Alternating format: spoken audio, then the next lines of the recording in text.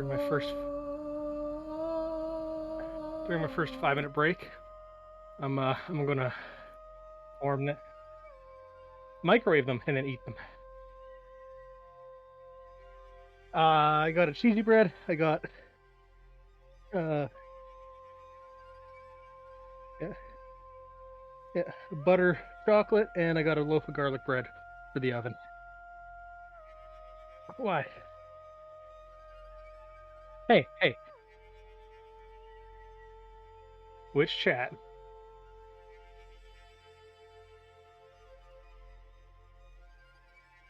It's not in WVPL chat. No.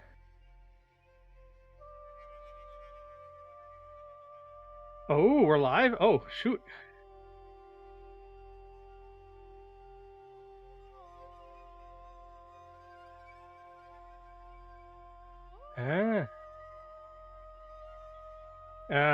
Fair. But bread's important.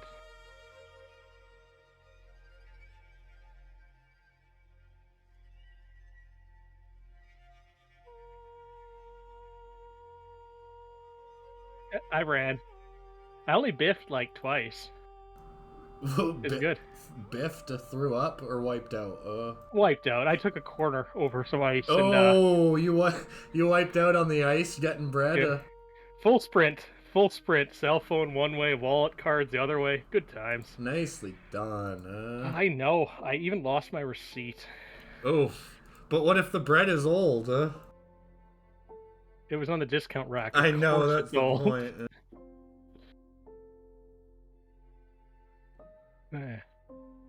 Yeah, you don't buy stuff at a regular price at Safeway. You only buy it when it's on discount.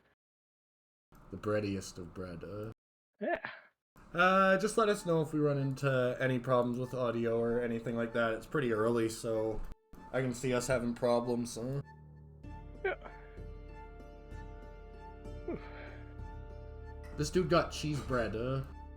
Side note, we do have one issue. The stream is on standby. Oh, good to know. That's Fuzzy's fault. This literally would not be an issue. It's all his fault. Dun dun dun. I'm literally crying because there was a bee in the studio.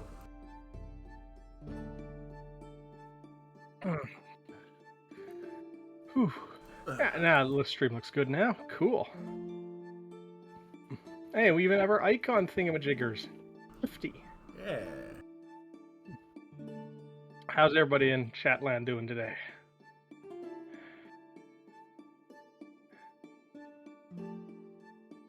We'll probably have enough money to start getting weapons soon. Hang on.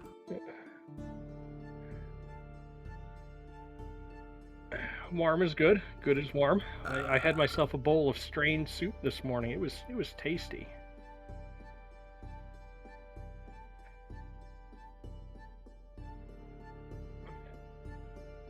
Alright, I gotta go to Caloram. Hope you guys like spiders. I love spiders. I got like 2 spiders living in my room right now. Nice. Yeah, one is a common house spider. Well, actually, let me look that up. What are the names of those spiders? We're gonna do a bit of a loop to pick up stuff before we head to Caloram. Looping is good. Going in circles. I am very wounded. Well, just get unwounded. Oh dear. Defend yourself. Will you survive?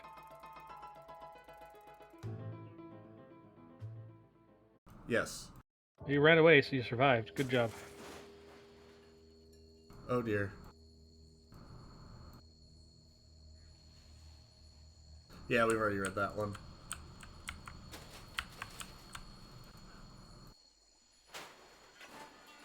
I'm gonna turn the speed down about a little bit. A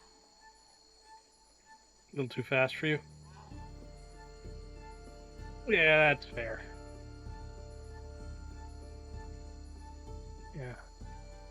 Yeah, I know the one in the corner is a funnel web, and it's moderately toxic. It's not a black widow. It's like a brown widow or something.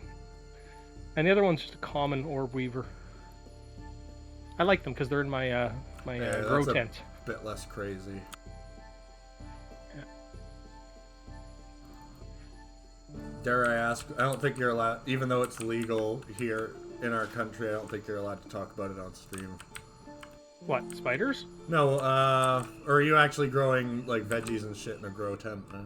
Yeah, no, it's absolutely peppers and spices. Oh, nice. Yeah, no, 100%. Yeah, it is technically legal in my country, but yeah, no, yeah. Our country, I guess. Yeah. What else? Tell Had to us buy a about new Go Penitent's ahead. Bluff. Penitent's Bluff, a twisted beak of a mountain lurches from the swamp. House Thespian have hollowed it, carved spares and frescoes, and built their throne in its bowels. Bowels. Howdy, Altotas. That's the guy what helped make this game better. Yay! Famous gladiator's been decapitated while fighting in the arena. An envoy has been sent to Blue Steel Court to discuss an alliance. A very minor house has gone extinct after an elderly matriarch died without an heir. Same. Bank account's up for sale, though. The arena was once where helpless thralls were forced to fight and die, but the current Lady Thespian put a stop to that. Nice, huh?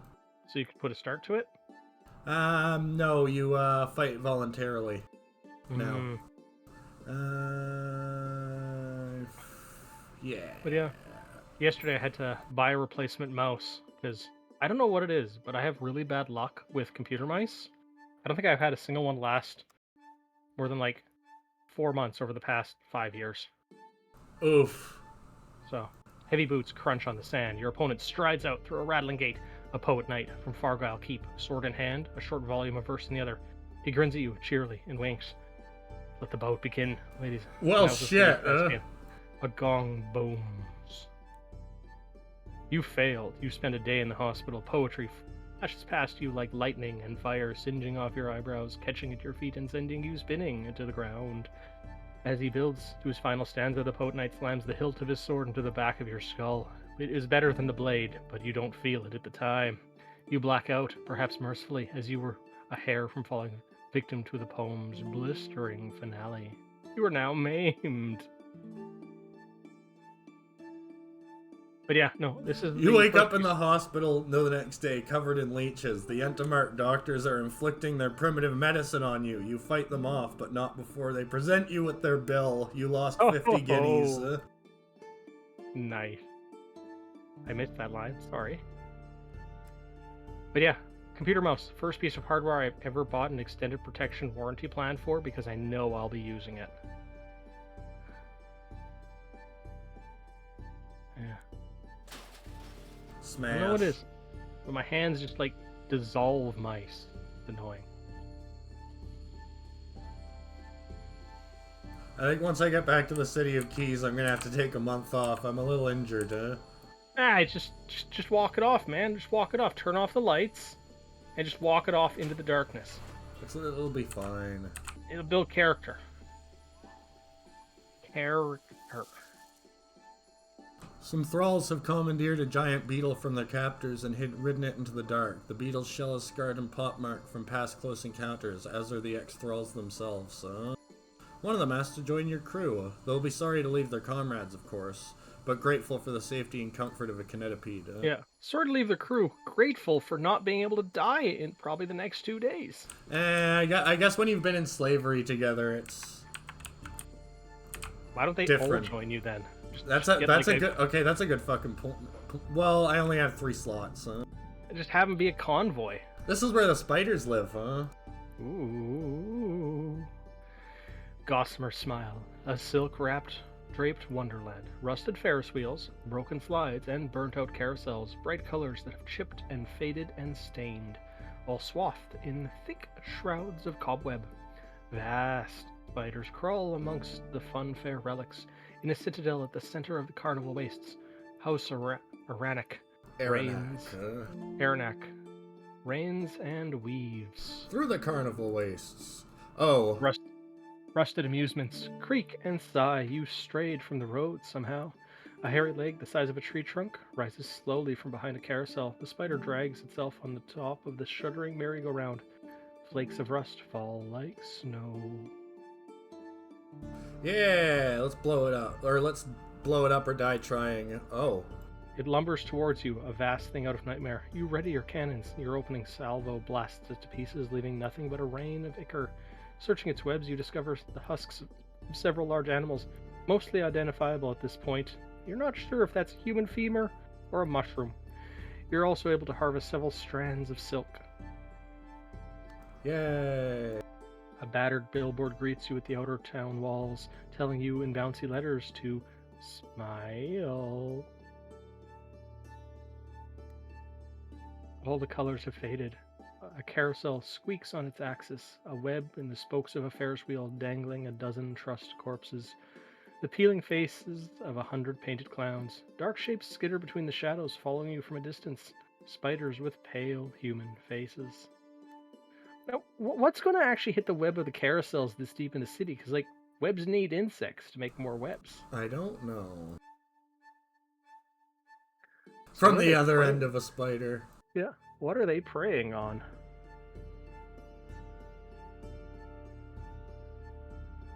A story for Lord Aranak, huh?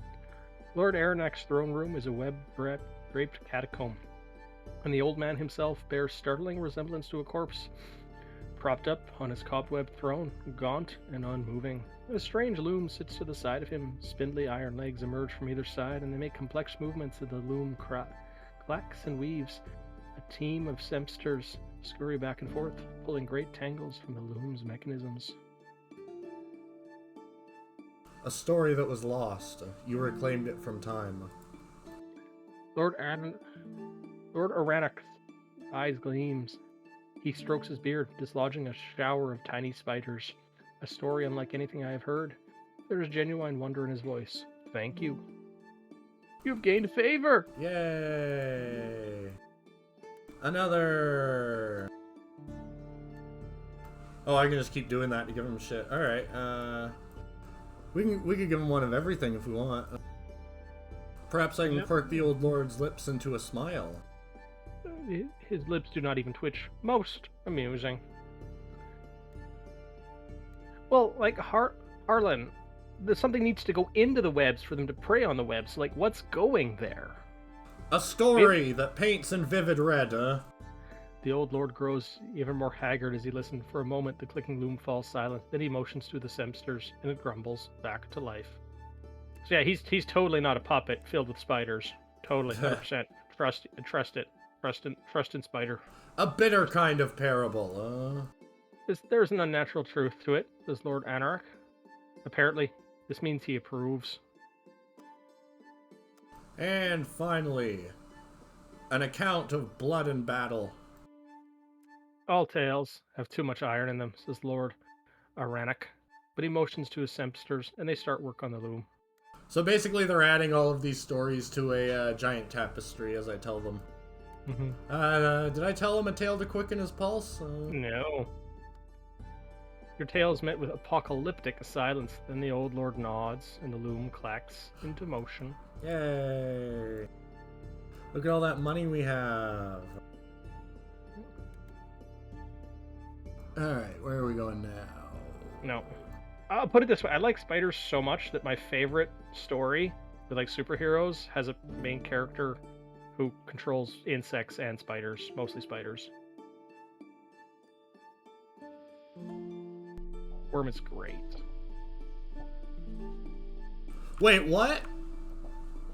Oh, that's because I thought he was dead. That's because I dropped him off at,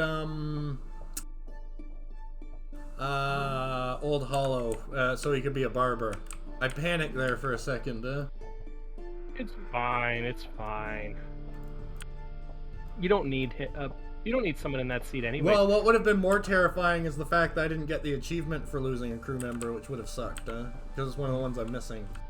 What would happen if you finish the game with no crew members? Just, like, let them all, like, leave. I honestly don't know. It would be a very boring epilogue, I know that. It's like, you have escaped the house. You survived. Everyone on your crew isn't there because you left everyone behind. I would have found Scornvaunt anyway. What a waste of a secret, Crunch. Scornvaunt is not a nice place, You know, I'm honestly a little surprised this game doesn't have a speed up, like a speed up setting built into it.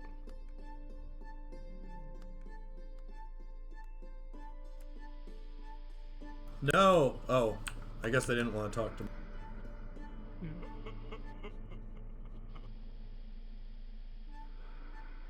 Because I realize you use like less permissive means to do the speed up, but like, Oh, who cares? yeah, fair. Yay, oils and perfumes.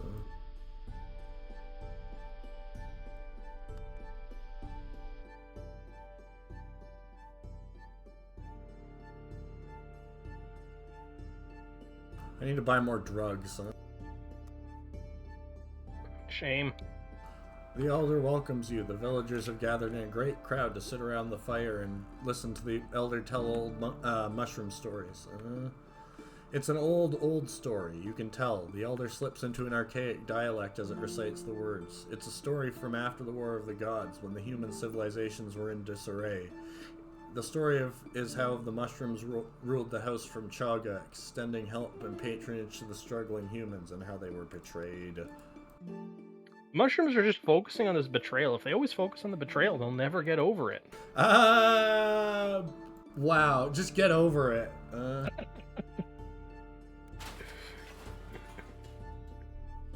What, you can't be a terrible person in this game?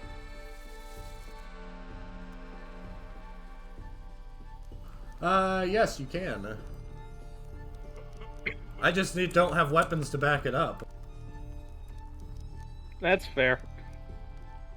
Can't cash what you can't pay for.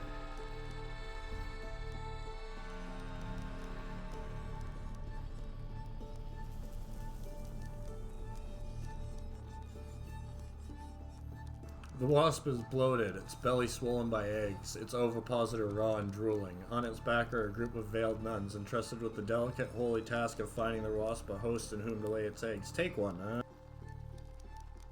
Give them your human prisoner. The screams. Oh god, the screams. Trust me, it'll be fine. For me, I won't feel a thing.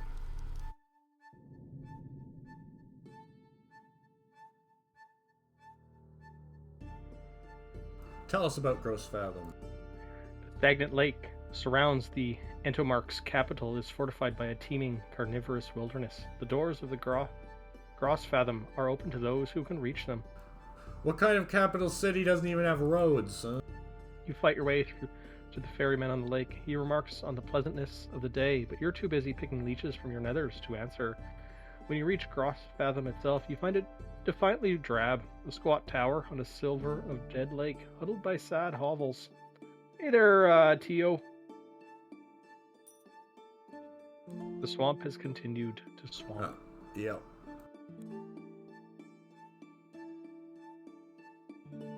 Go ahead. Your crew hack a path through the tangle of vines. You sink up to your ankles in mud and have to be pulled free. A ramble tree roars in the distance. Yangbo Sho pauses at a patch of foul-smelling yellow flowers. Anthutium Araventia, it exclaims. These are rare and excellent for treating all kinds of ailments. We must pause to collect them. 2 days in the swamps.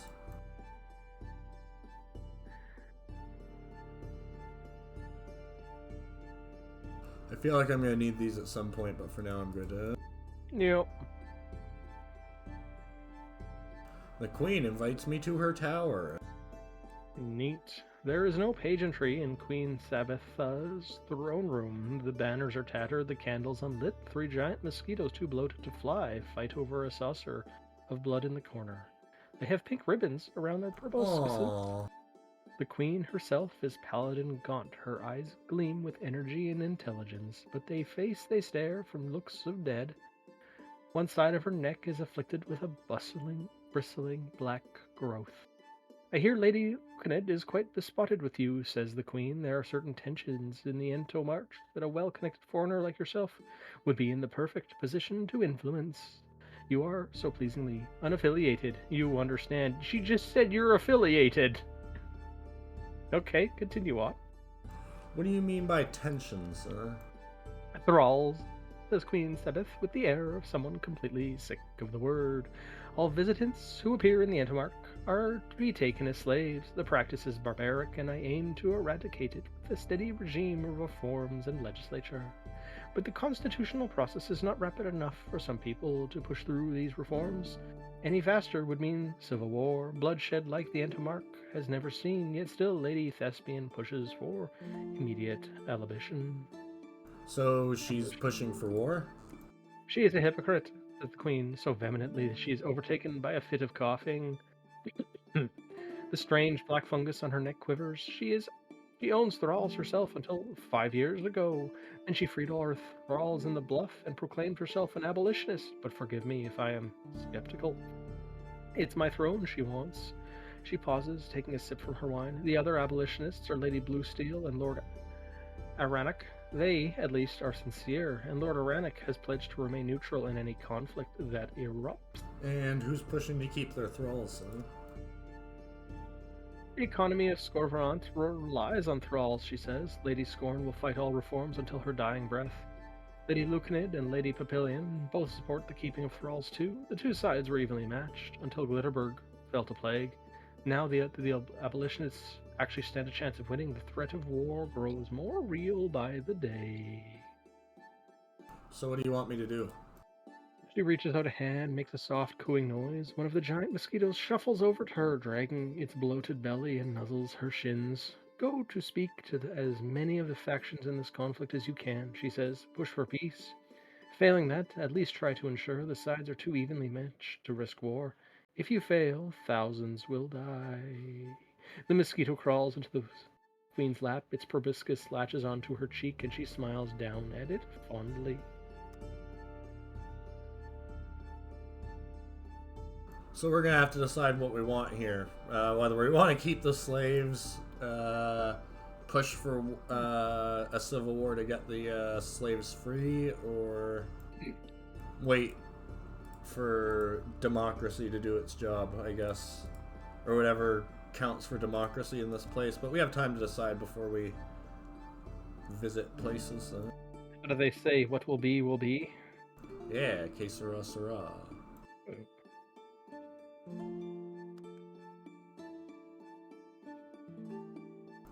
Scornvaunt is terrifying and I don't like it, but here we go. Ah, no! I just want to give you a hug. Yay! Oh, fuck, sorry, I should have let you read that. Ah! Okay. I'm in a pit, You're in a scar in the world.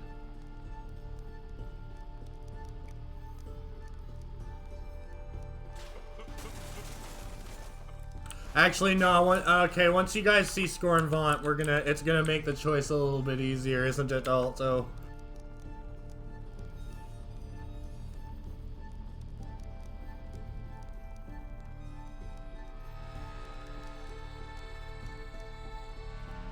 What do they say? The choice is always easy, as long as you're willing to push. Ah! Ooh, I don't like wasps. Scorvant, a many-tiered city of cinder spires and white pulp, suspended from the ceiling by 1,000 pale threads. This is the nexus of the Entomark slave trade. Iron, chains, and cages dangle from the hive city's underbelly.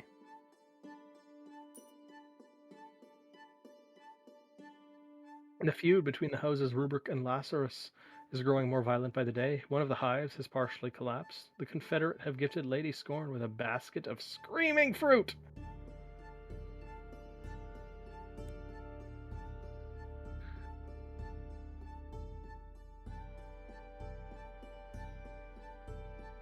That's all. That's actually not a terrible price for fuel if I need it while I'm down here. But how is the fuel made? Do you want to know? Deposits of oil and tar in the swamp. Yes. Oil. Made from people. Lady Scorn wants to meet me. The thrumming beat of wasp wings is a noise that drives out thought. Lady Scorn's throne is a spiked honey crystal magnificence, placed beneath one of the open tunnels into the hive. House-sized wasps whirl overhead without concern for pomp and ceremony below. I only want war with Lady Thespian that I can actually win, declares Lady Scorn. She is surrounded by dozens of colored thralls, holding trays of food and fanning her or simply serving as exotic novelties in colorful clothing. Ignore what the Blood Queen told you and win people to my side. I don't expect you to do so out of the goodness of your heart, of course. A thrall appears, hauling a wheelbarrow heaped with gold. 10,000 Scythian guineas, declares the lady. Recruit fractions to my side, or at least the very least, keep them neutral. When the war is won, all of this will be yours. I mean, there are some wasps I like, but it's the really tiny no-see-em ones that just attack other insects. Why don't you avoid war and accept the status quo? And allow the Blood Queen to steadily legislate my business out of existence? Lady Scorn raises her hand as though to dash her wineglass against the floor, then reconsiders and gulps the last dregs down. People call me a tyrant, but at least I'm an honest tyrant. Queen Sabetha demands blood from the free citizens of the Entomark. She has secret dealings with vampire cabals. She must be overthrown. Secret? She was literally feeding one in front of us. Can't I just assassinate Lady Thespian? The Thespian family is an unfortunately populous brood. Although they squabble endlessly, they always unite against a common foe. Killing Lady Thespian will only harden the resolve of whichever sister or daughter takes her place. Refuse, huh? Lady Scorn's expression flickers. I could have you enslaved right now, stripped and shaved and flung into the honey mines until you were too stung and blistered to work. Then I would have one of my Chalcid beauties fill you with eggs, but alas, you are an agent of the Queen, and to do so would risk open war. She smiles sweetly, so instead you shall leave and never come back. You have lost favor. Let's visit the slave market.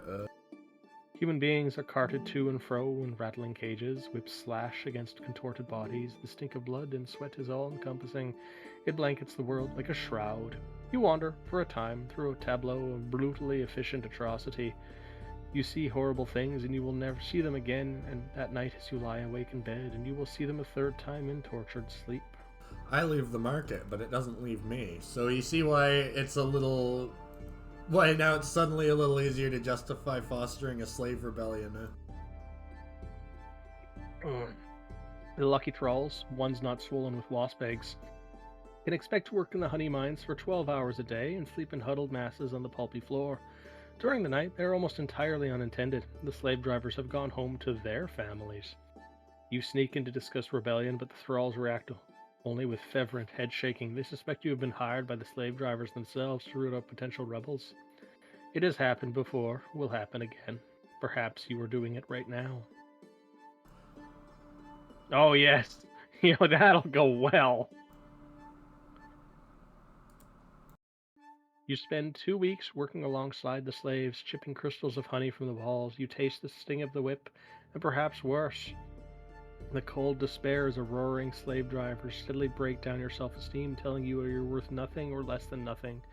You endure only because you know your chains are not locked and you can leave when you wish. Without that shred of hope, you don't know how you'd cope. Gradually, the thralls start to accept you as one of their own. You learn their names, their histories. No longer are they a faceless mass of victims waiting to be saved. They are people, and they have been terribly wronged. They tell you that a rebellion is already being planned. What they need is outside help. Someone to bring them weapons and gunpowder. I need more gunpowder. Do you have enough arms? Yeah, but I can't give it to them. Just give them unloaded guns. I'm sure it'll be fine. Yeah, it'll just make the poor bastards hide it in the prison pocket until I come back, hopefully. Well, no, like they just threaten their captors with the guns. They just don't pretend they don't have bullets. It was just a prank, bro. Just a prank. Oh. Happy birthday, Noot. Happy birthday, Noot. Happy birthday, dear Noot. Let's get out of this darkness for once. Mine actually... years since I've seen my family. Mine actually is a couple weeks away. Nice. How do you groom us? Banjo approaches me. He has a gift. Gift explodes in your face, covering you head to toe in purple ink. He falls to the floor, laughing. Ha ha ha, how droll. What does Sandy want? She doesn't have a gift, but she assures me she has a good excuse. He spins you an earnest story about the circumstances in which prevented her from getting you a gift. There are assassins involved in a kidnapping. You were the kidnapper. Oh well. He was the assassin. Another year gone. Now! Now! Aw, they almost caught up to you. Hey, Darkest Dungeon! Darkest Dungeon, well done, Lord I don't Grimace. suppose you have gunpowder, do you? Just booze. Maybe that one has gunpowder. Hey, do you have gunpowder yet? What about gunpowder? Maybe you have gunpowder? You didn't want to go for that event? Not with that guy chasing me.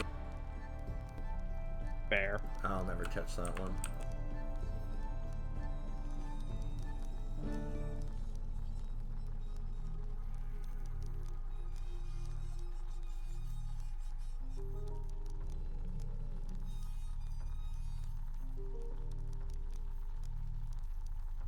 Almost sounded like it froze there. No. I was checking the map. The map. Meandering treaties. What in the map, I'm telling you.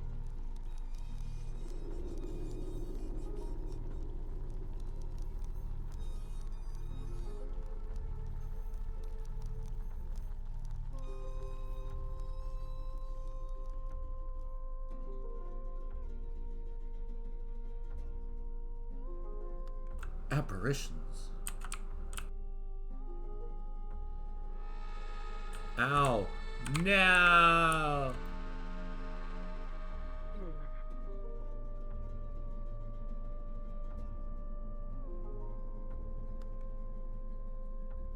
Didn't want to knock over a Karen? It didn't give me the option.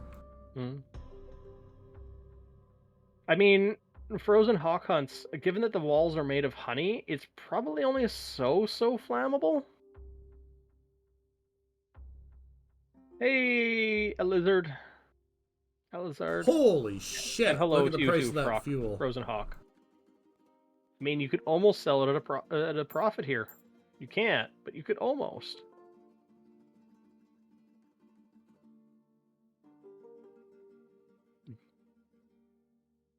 Tell us about Caloram. The walls are made of hardened caramel, goats of syrup spurt sluggishly from ornate fountains. The broad canals are filled with honey.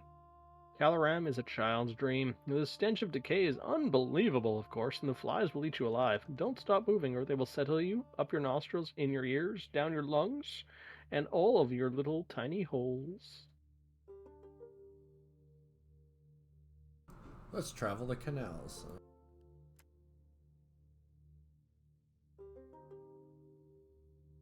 Gondolier. The gondolier steers you to an island in the center of the Honey River. Sorry about that. There is a man trying to mellify himself, she says enthusiastically.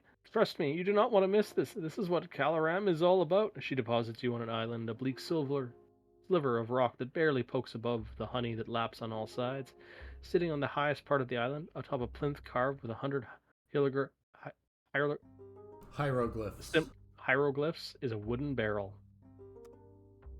A human head emerges from the barrel, completely bald-shaven man, so plastered in honey you can barely see his eyes. He seems to be folded up in the honey-filled barrel, wedged so tightly he can't move his arms. Hello there, stranger, says the man. His voice has a slurping, gluttonous quality to it. What brings you to Honeysick Isle? This your first time witnessing a mellification? What are you doing out here in a barrel?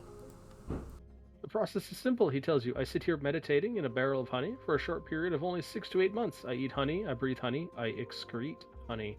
Eventually I either die or I ascend. I become honey, a mellified man, more glucose than flesh. That's wonderful. Yes, it is a great honor, although I want to become mellified, I do, but I never thought it would hurt. Not like this, he gulps. I think I might have to stop. He can do it! He can become honey! You're right, the man sinks deeper into the barrel, taking a great gulp of honey. I can get through this. I wonder how many months he has left. I wonder if I don't think you would like be able to be that deep into honey. I'm pretty sure you would just like float to the surface like a cork in water. Probably, but oh well. Yeah.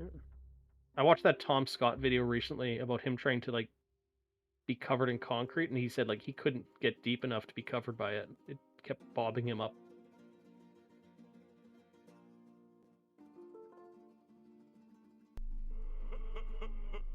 Hup, hup, hup, hup, hup, hup, hup, hup, hup. 1, 2, 1, 2, hop, hop, hop. Get away! Get away! New You have a new guard. friend. You have a new guard. Get away! We're guards. Guards. Guard. We're guards. Guard. Guards. Side note: I'm sad, Newt. You let me run away the first time last night in SCP, and then the second time you didn't. Eh. I was a poor scientist who had nothing. Sure, there was the endless amount of torture that the scientists put the SCPs through, but you know, I didn't do any of that. I promise. I made the D class do it. They're the ones you should be upset with. Oh, totally. It's the D class's fault. Well, actually, most of the D class do deserve it, but Well, I thought in SCP they vastly expanded the reason for people to become D class outside of the Foundation. So things like if you jaywalk 3 times, you can become a D class. that entirely depends on what universe or iteration or artist author thingy. That's fair. This town thrived once, but that was before the flood. Now the few survivors eke a living from rooftop to rooftop, avoiding the slowly rising lake of treacle below. Most of the population drowned when the flood first hit, and the drowned bodies are so shining and glazed that even their loved ones have trouble recognizing them. That sucks. So what's the news? Mar? Yeah, Mar, that is absolutely fair. Food and medicine supplies have arrived from Calaram. Another street has collapsed into the mines below under the weight of the treacle. Trickle, trickle, trickle, trickle. Is the treacle trickling down the tower? Everything tastes sweet, says a survivor bitterly. We will pay you for anything with a different taste. 100 guineas for a sack of salt. 4 pounds of vinegar. Mm-mm.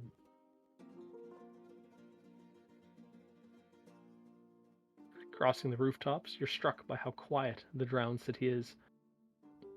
The roofs are like innumerable slate-tiled islands. It's almost, in its own way, beautiful. Then you come across a mass of sugar-glazed corpses floating like a raft, bumping gently against a roof. And then you remember that this is the site of a tragedy. Search the corpses. You climb down and pick This through the is mass horrifying, by the way. of petrified bodies, searching for something that glints. You're given a start, though, when one of the corpses you're searching opens its eyes mere inches from your face. You fall back, cursing. It's a ghoul! It must have reanimated after it drowned beneath the treacle, and now it's trapped in a sugar-glazed prison. How long has it been here? Look, could you imagine how... Chip the ghoul free. Yeah, the ghoul is pathetically grateful. I thought I might be there forever, he groans, clutching at you like a sailor in a storm. Can I join your crew? He asks once he recovered slightly. I have nowhere else to go, and I owe you my freedom. I don't have room or I'd take him. Believe me, I would, Yeah, you just push him back into the treacle. I'll get you next time. Alto, I am not getting confectorate, knowledge, and I kind of need it to complete my journalism. What did the Confederates ever do for you, Confectorate, anyways? and I need it to do my mission. That was my pun. Oh, hey! Flee a second time! Just keep fleeing! Keep fleeing, it's a whispering revenant. Are you serious right now?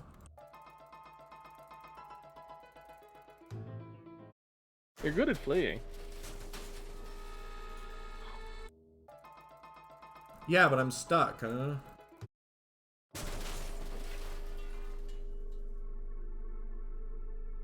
You're free. Oh, that is a poor comment, Shadowhawk. I agree completely. Or Frozen Hawk. Sorry, I have BattleTech on the mind. Yeah, but wouldn't I have to go back and forth to Caloram like 5 fucking times just to gather news?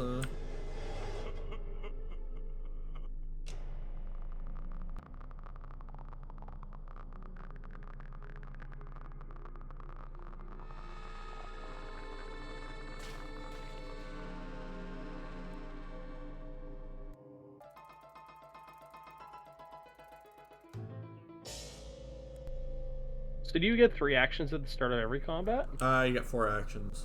Hmm.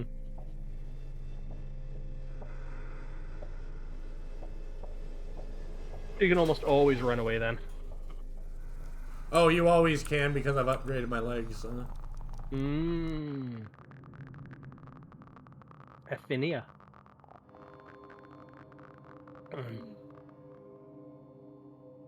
A spindly town of boiled black sugar, brittle towers swaying gently under the roof door draught. In the under door draught. The entire cough sweet stinking place sits above a lake of liquid licorice so still and dark and pure it could be a mirror. Gained 22 aspirations. Nice. As you observe the rippling lake, a deafening bell toils somewhere above. You hear trampling feet and a low, guttural murmur, not quite rhythmic enough to be a chant. A swarm of robed, hooded figures are approaching the dark lake of licorice, carrying a struggling figure above their heads. He is carried above their heads, lashed to a makeshift throne of bone and driftwood, naked and smeared in painted runes. You hesitate as they get closer, a spark of recognition. Is that Jeremiah Locke they're carrying? Your junior engineer? Join the march. If anyone's gonna sacrifice a lower deck crew member, it's gonna be me. The hooded merchants part to let you join them, and you slip into their ranks like an old comrade. The low-grade murmur of a chant you realize is a shopping list. The hooded man to one side of you is asking for emeralds and wine. On the other side, whispers of desire for blocks of warding iron. You slowly shuffle towards the lake, and Jeremiah Locke writhing atop his throne. Finally, when you reach the lapping waves, you help the hooded ones pull him down. He is swallowed by the licorice instantly, and does not resurface. Moments later, the hooded merchants are pulling all sorts of treasures from the lake, bottles and vials and stoppered jars. You reach down yourself, and something slips into your palm. You lift from the lake a silver knife, crusted with ancient blood.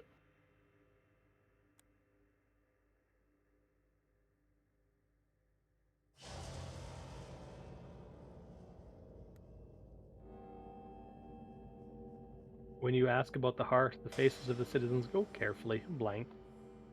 One of them tells you to ask the hooded merchants in Aniseed Passage before hurrying away. The place is a twisting tunnel beneath the town, lined with sweating statues carved from boiled black sugar, their shapes growing vaguer and more monstrous as they melt. A dozen hooded merchants sit cross-legged along the wall, their odd wares laid out on blankets before them, jars of pickled skin, bats strangled by wire, candles with pulsating tumors. The heart came to learn from us just a few weeks ago, says one of the hooded ones before you can ask a question. He paid in secrets, and we taught him well, but he is here no more. So, where did he go?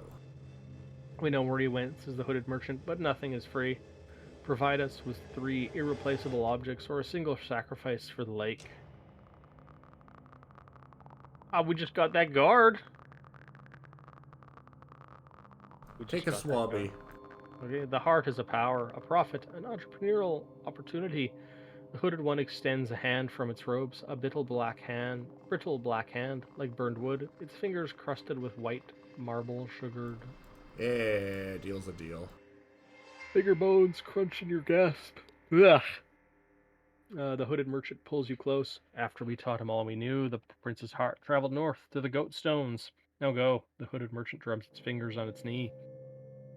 The transaction is already underway. By the time you return, he is already gone.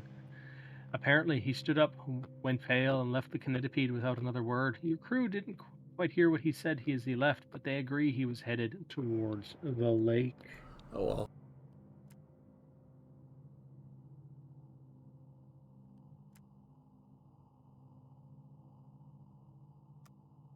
Yeah.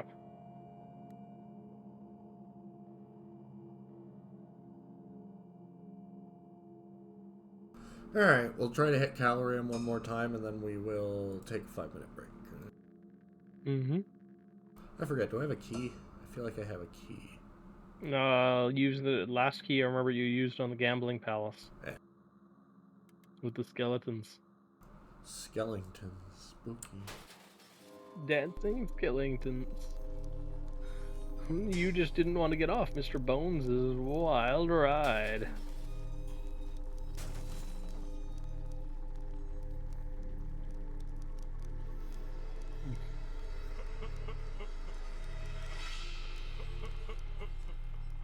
Hup, hup, hup, hup, hup.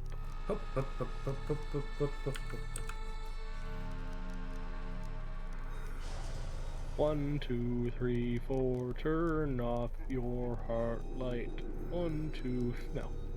I actually might right before I get to Calorium to nuke my sanity because there's a couple. I forgot there's a couple of shots that only appear when you're insane.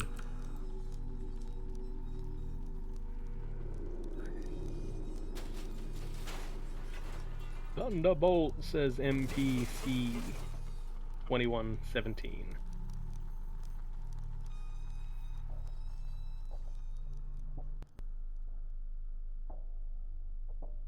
How's it going, NPC?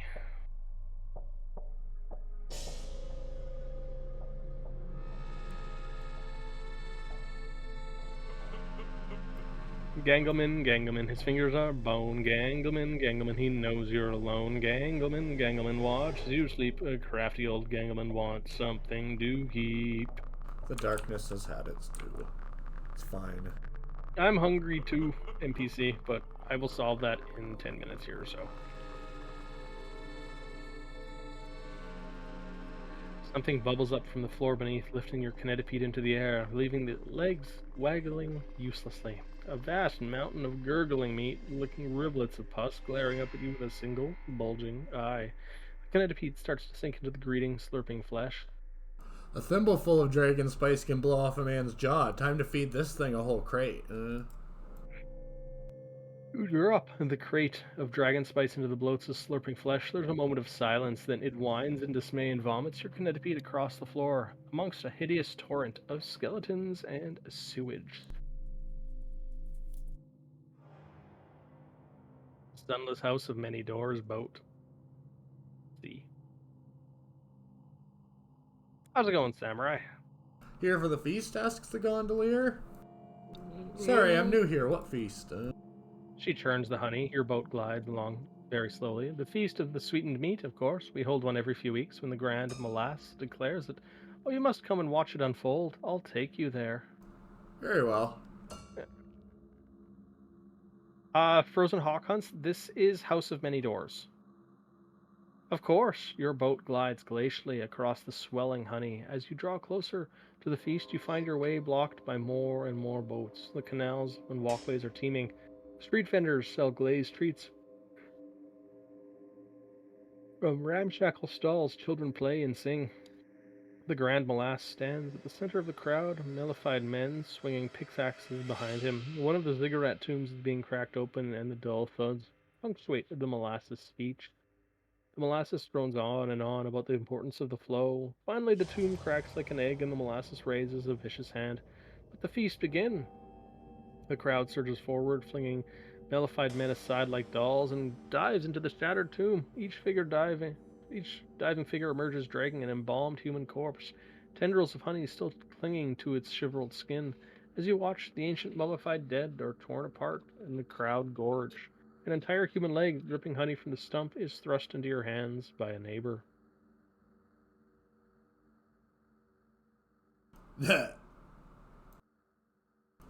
Yummy. The leg tastes like sugar and rotten spices and charcoal. You tear into it with enthusiasm. Devil eater, shout the crowd, and half a dozen hands are lifting you. Eater of devils! It's a celebration, not a Castigation.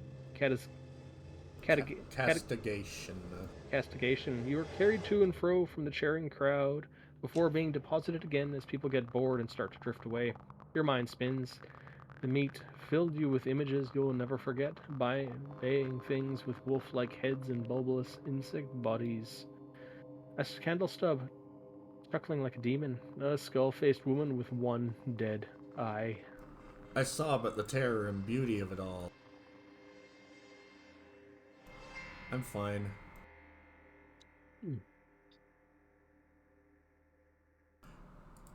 It might be time to take a month off from travel, huh? I'm sure it's fine. You're not grievously wounded still, right? You spent a month as a slave. That would have healed you right up.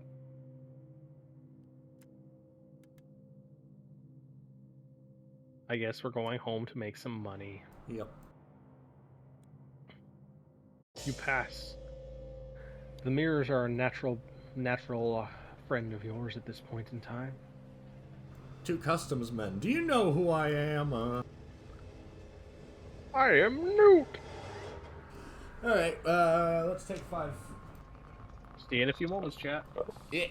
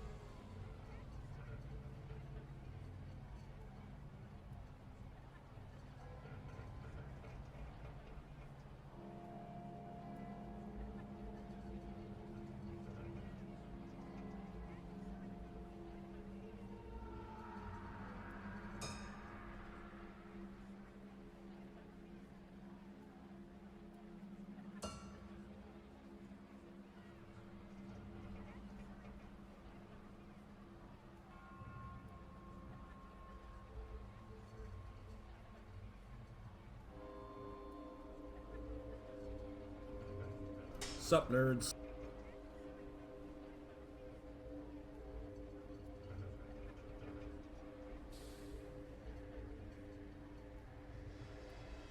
Is Chris back?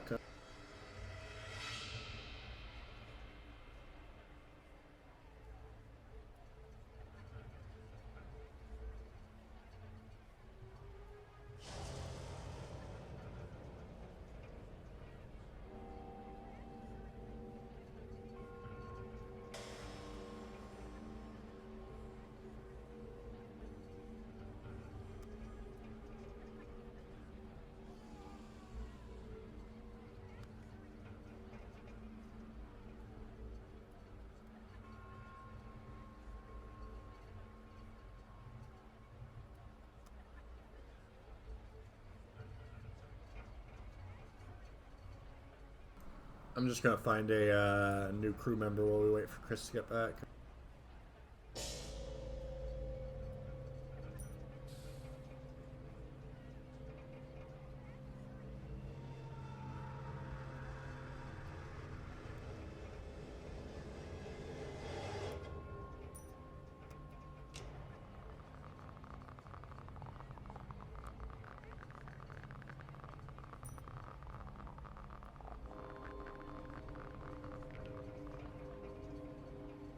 Ashen, a gaunt woman with several moderately horrifying scars. She won't speak of her past.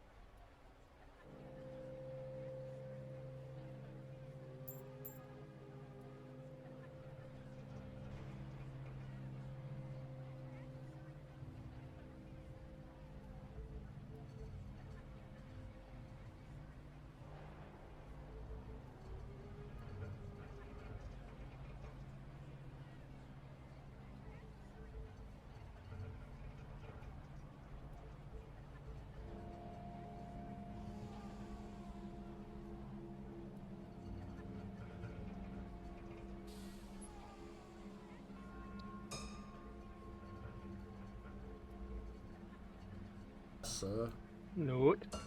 Oh, good, you're back.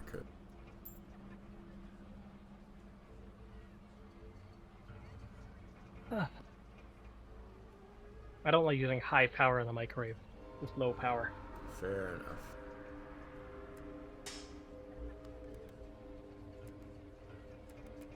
Man, it's so nice having a desk where, like, I don't need to worry about it getting too hot anymore.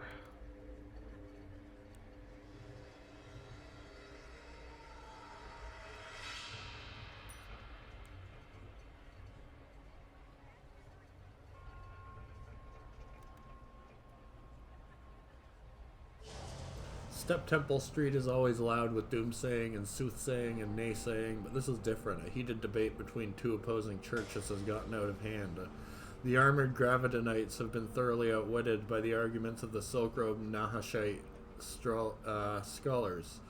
Which world spat the iron swine into the house? Did he even come here of his own divine will? The Gravidonites answer these questions the only way they know how, with fist and boot and club. We have a question from the chat there, Noot. What do you find more terrifying? A dozen Arrow 4s with strategic nuclear weapons? Arrow 4 Urbies. I don't know. I don't do Mech Warrior. Oh, you don't? Oh. What? That's fair. That's fair. I joined the Legion long before he was doing Mech Warrior stuff. That's fair. Let's get my ass beat.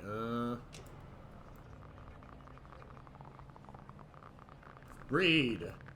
Nom. Nom. This has gone on long enough.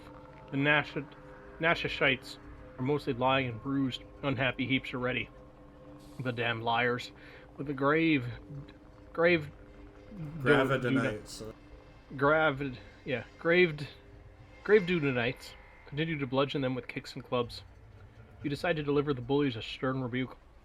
You leap into the fray and are immediately met with a bronze-knuckled fist in the face and go crashing into the cobbles with an explosive sigh. They'll find you if you crack the cobbles. The priests of Gravedon are eventually returned to their abattoir church, singing battle songs. It's a long time before you're able to stand. And the priests of Nah, Not Nahash. Nahash are in similarly poor shape. No one is dead or seriously wounded, at least. Despite your failure, the beaten priests thank you sincerely. Nahash, they promise, will fill your dreams with ink and venom. Nice. I mean, you're not wrong, Samurai. Let's take a month off.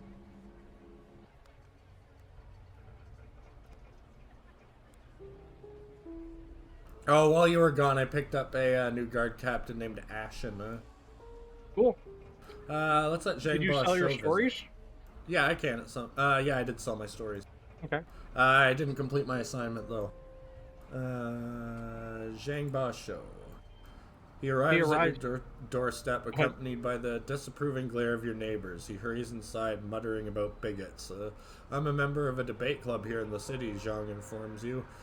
I know we had an evening plan, but they've arranged a meetup today at the last minute. Would you mind accompanying me? Absolutely. Zhang Ba Shou's debate club turns out to be a meeting of only half a dozen minds, held in a dingy cellar beneath a coffee bar. Zhang Ba Shou is the only mushroom. The rest are pasty-faced human men lounging in oversized cushions and drinking laudanum. I announce this meeting of the drunken discourserly now in session, declares one of the youth, stamping his feet. They proceed to languidly debate all manner of topics: the legalization of drugs, the fight against censorship, the inevitable collapse of society. None of it is especially original or interesting, and Zhang Bai's show is by far the best speaker of the lot. Join the debate. One by one, you demolish their various arguments. They gawp at you for a moment. Well, yes, I suppose you're right if you insist on bringing facts into it, says one of the pallid young men in an aggrieved tone. After many rambling hours, the meeting finally ends. Several of the drunken discourserly have passed out from either drink or boredom. The rest stumble out into the smog, saying their warm goodbyes to Zhang. Finally, it's just you and the mushrooms strolling down the lamplit street. Thanks for that, says Zhang. I know they can be a bit juvenile and a bit pompous, but I owe that group a great deal. They were the only kids who would hang out with me back when I was growing up. It was great to see them again. And hey, you didn't accidentally summon a demon this time. It's good. Yeah, alright, let's drop off Bradley and pay him his damn money. Bradley counts out the coins carefully. Let me buy you a drink, he says. Just one more before I leave the crew. We certainly saw a lot out there, didn't we? Even if I hated every minute with it. Sure. Take over, Chris. Yeah. You head to a dingy little tavern on Midden Street. Bradley grows impatiently maudlin the more he drinks. Knew I'd hate traveling, he slurs. Most formers can't even speak a word of decent Civian. Barbarians. Why did you join my crew at all then, Wanted to find my daughter, says Bradley. It is your imagination, or is he actually blinking away tears? Mister, more than anything. I told her to get a sensible job, but she wanted to be a poet. I told her to get out of the house and not come back. She changed her mind, and he pulls a spotted handkerchief from his pocket and blows his nose. Noisily. Never saw her again. She probably didn't change her mind then, Bradley trumpets into his handkerchief for a while. I always thought she was going to be a factory bureaucrat like me. He says, I taught her everything she would have needed. Mathematics, shorthand, moral detachment. How could she waste such skills? He stands up, reaches out to steady himself on the beer-slick table, slips. Maybe I'll stay in your crew a bit longer. He slurs, just so I can keep looking for her. Welcome back aboard, I guess, Bradley wakes the next day. He clutches an ice bag to his forehead and roars at anyone who crosses his path. But he doesn't mention leaving the crew again. After his hangover fades, he even makes some small effort to be friendly with the crew. Time to kick him out of the crew. No. Nope, his concern isn't done yet. Poem!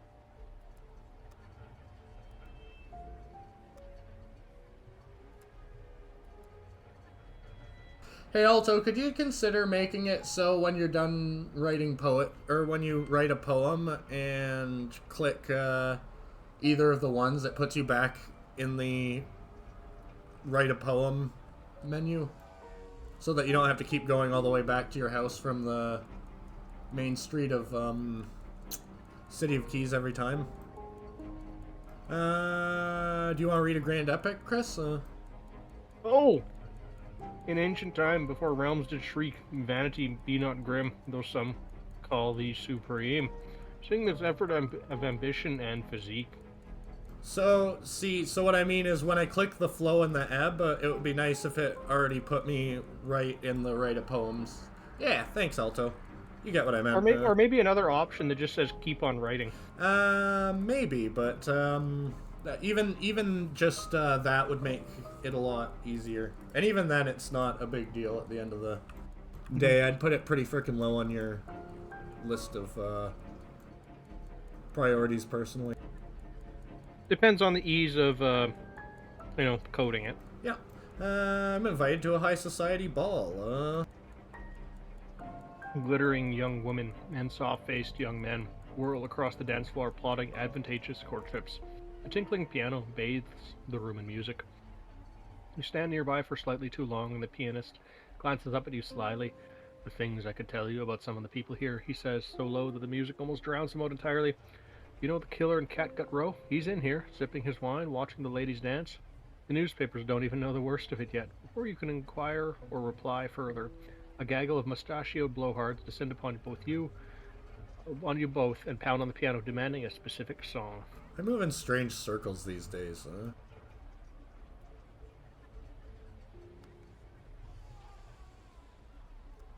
You decide that what your masterpiece truly needs is more poetry. You compose several ditties and add them to the appendices. Huh? I know a lot of big words, huh? Mm-hmm. In response to that, I say, okay, Tolkien. Oh, I already wandered the street, didn't I? Do I have anything to sell to Withering? Don't you want to increase your reputation with the City of Keys? Yeah, I do. Yeah. But how many hideous revelations do I have? Because those are valuable. I got one. It's fine. You know what I can actually do to increase my, And I'm afraid to say it because I'm worried Alto will get rid of it, but... Drink the darkness?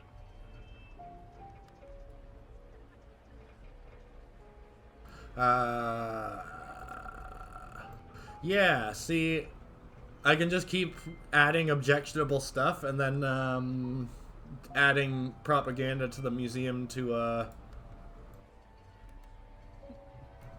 keep getting favor with the City of Keys, which is good because I'm gonna lose a lot of favor in this quest, huh? Alright, I want to see what else I can add. I want to make a museum so terrifying that Altos gives me a Discord role for it. Oh, you're in the Discord for this game? Yeah. Oh, fossilized ghost makes people a little insane. I guess I need to get more fossilized ghosts then. Do I have any occult relics? I do not. You just added that sword or that dagger that's covered with blood. Nice. Yeah, I did.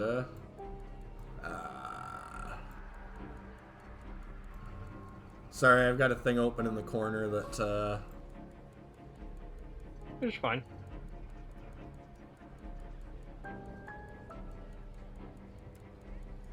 You need a honeyed corpse in there too, just for funsies. With a sample plate in front of it.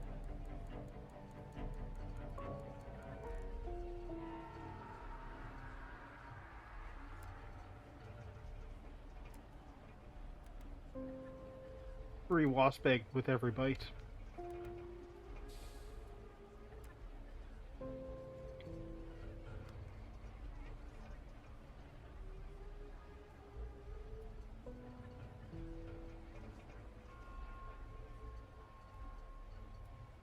Alright. A single ancient grimoire lurks horribly on a lectern, squirming under its chains. An occult relic sits on a marble plinth. Bending too long near it gives you a blinding headache. There are 2 primordial oddities. 6 cryptographic tablets are displayed behind glass. Their runes writhe in terrible unison. Arcane coda displayed on lecterns, wrestling and whispering. There are 4 indecipherable tomes on display, alongside Professor Monsoon's attempted translations. His efforts are not particularly convincing. 5 bottles of captured darkness on display. They've been kept in locked glasses ever since the incident. And the fossilized ghost case is soundproof, otherwise the screams would drive customers away. And I can't... Oh. Yep. Carved in blood on the wall. Burn it. Burn it before it wakes. And let's get another fossil ghost to put in there. And another... I want it so loud you have to cover your ears when you're in the fossil ghost room. Sounds good. Will the museum pass inspection? Let's just add more propaganda. It lingers in the mind after every visit. Unfortunately, the exhibits themselves are mostly hideous. I gotta make sure I don't make this too academically inspiring, otherwise... I know what I can do.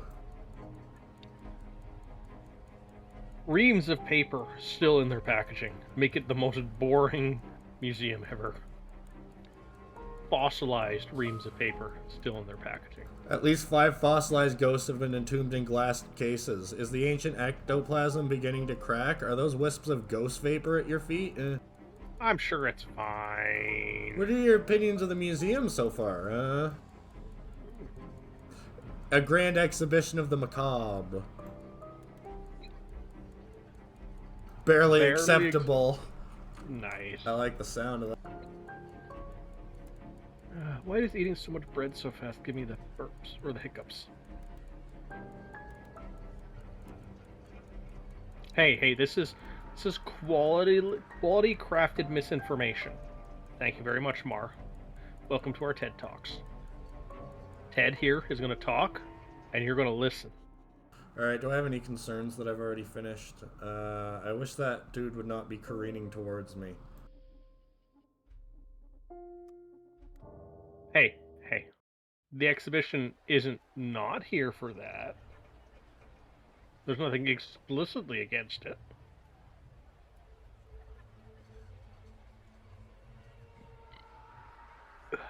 Usually, don't they name museums and streets and that kind of stuff after they've already died? They said it'll make more sense once I'm dead. We already covered that. Okay, so what you're saying is on the opening night they have to kill you? Because that seems like, honestly, par for the course.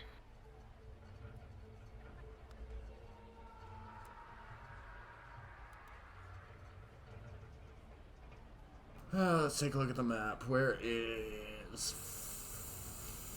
Fargyle Keep?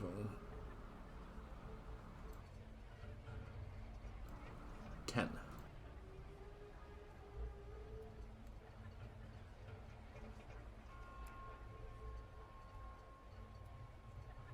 Well, I understand why, Mar, but my theory is if I chew it fast enough, it'll go through me, and it won't come back. It won't be burped up. I just need to eat enough of it fast enough. Yeah, I'm guessing I can't teleport to Fargyle Keep. Oh well.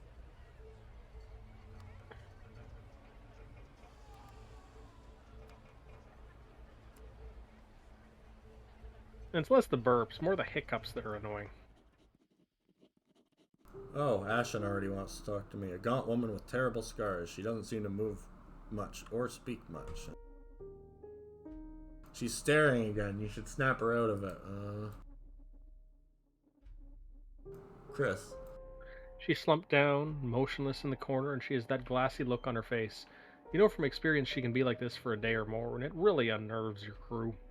You crouch down and try talking to her as non-threateningly as you can. It's not her safety you worry about, it's everyone else's. You ask if there's anything she wants. A hot meal, some music, alcohol, fruit, a bed perhaps. There's a knife to your throat. It's several seconds before she remembers where she is. Sorry, boss. Nothing for me. Thanks. She's human again, at least for a while. No, don't know nothing about no city, no glass. Hang on, I gotta Google what I need to be a poet knight.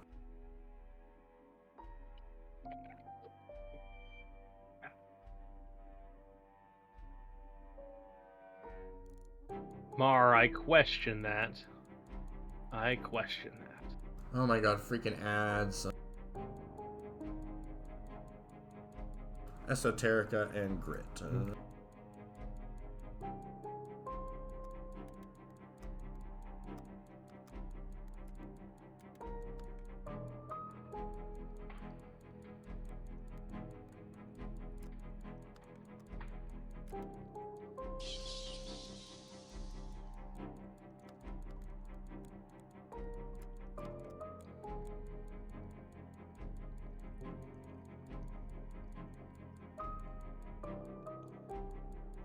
War is hell.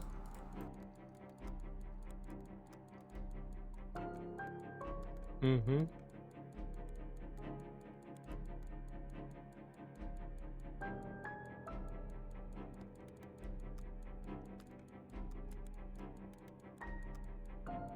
Holy crap, that was a lot of apprehensions.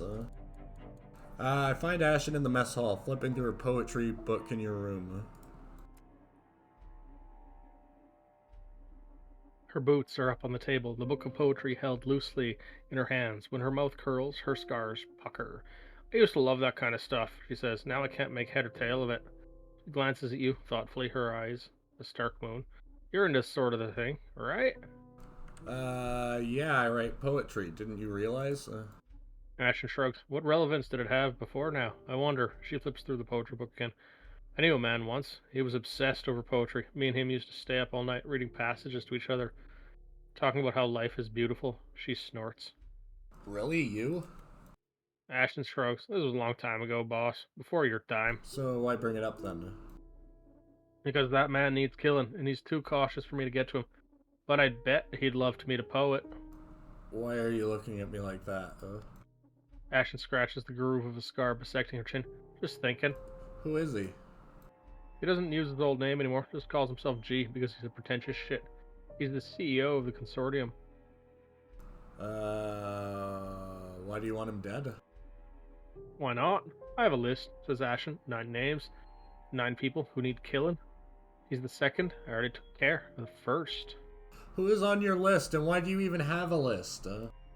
Why don't you have a list? They didn't wrong me personally, though. This isn't about revenge, this is justice. Oh, fuck it, let's kill him. I never said I want you to kill him. I have to take care of that.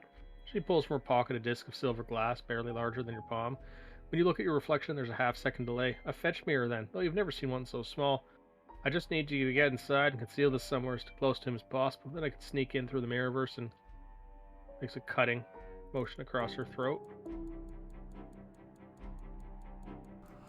I suppose that's reasonable. Ashton grins, scars twisting. Cheers, boss. Trust me. He needs to die.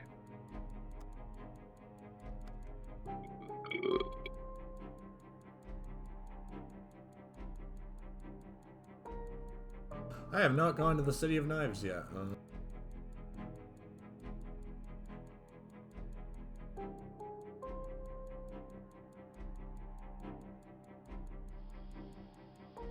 You haven't gone to the City of Glass either.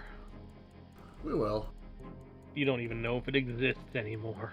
Oh, totally. I don't know. You don't know. You've never played this game. This is all new to you. We're treading a new path. Yeah. Every path is a new path. The wonders of procedural generation. I don't think so. I want there to be a game one day, like built off like a good version of ChatGPT and procedural generation. That's like truly open world procedural generation. Somebody made a detective game that uses ChatGPT, but Call Me Kevin managed to just gaslight everybody into accepting his version of events. Like, I'd like to see it like kind of like an old school tile-based roguelike, which just has an infinite world map. A scream resounds through the kinetipede. You barge into the quarters to find Bradley lying in a bloodied heap, Ashen standing over him with a guilty grimace. This ain't what it looks like. Let me explain. Good, because it looks like you just killed my record keeper. I stabbed him. Shit, it's exactly what it looks like, isn't it?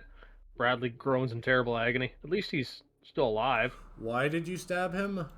Yeah, sorry, boss. He said he was inspecting the crew and he got a bit shouty and pushy about something. I had a blinding headache already and he just wouldn't shut up.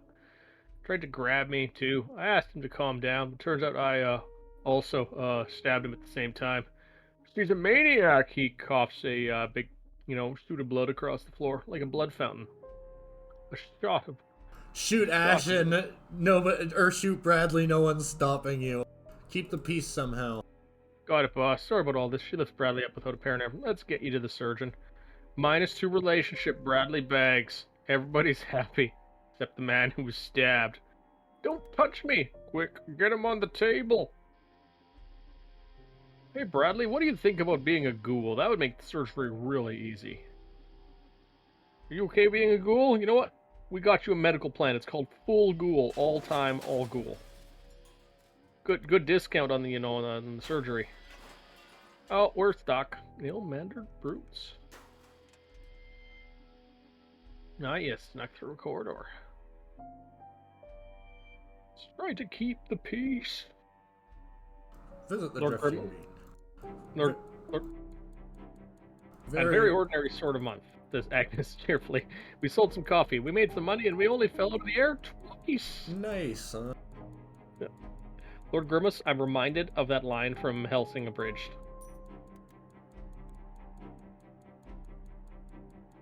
Try to keep the peace. Bang.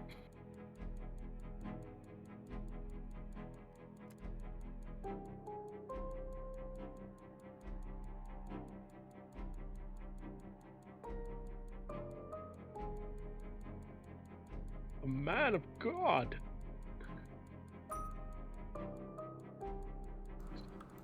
Trumpet-voiced tourists, children eating ice creams, dozens of masks hanging from the walls, each a famous villain in their own right. Wait, where do they get the milk for ice cream?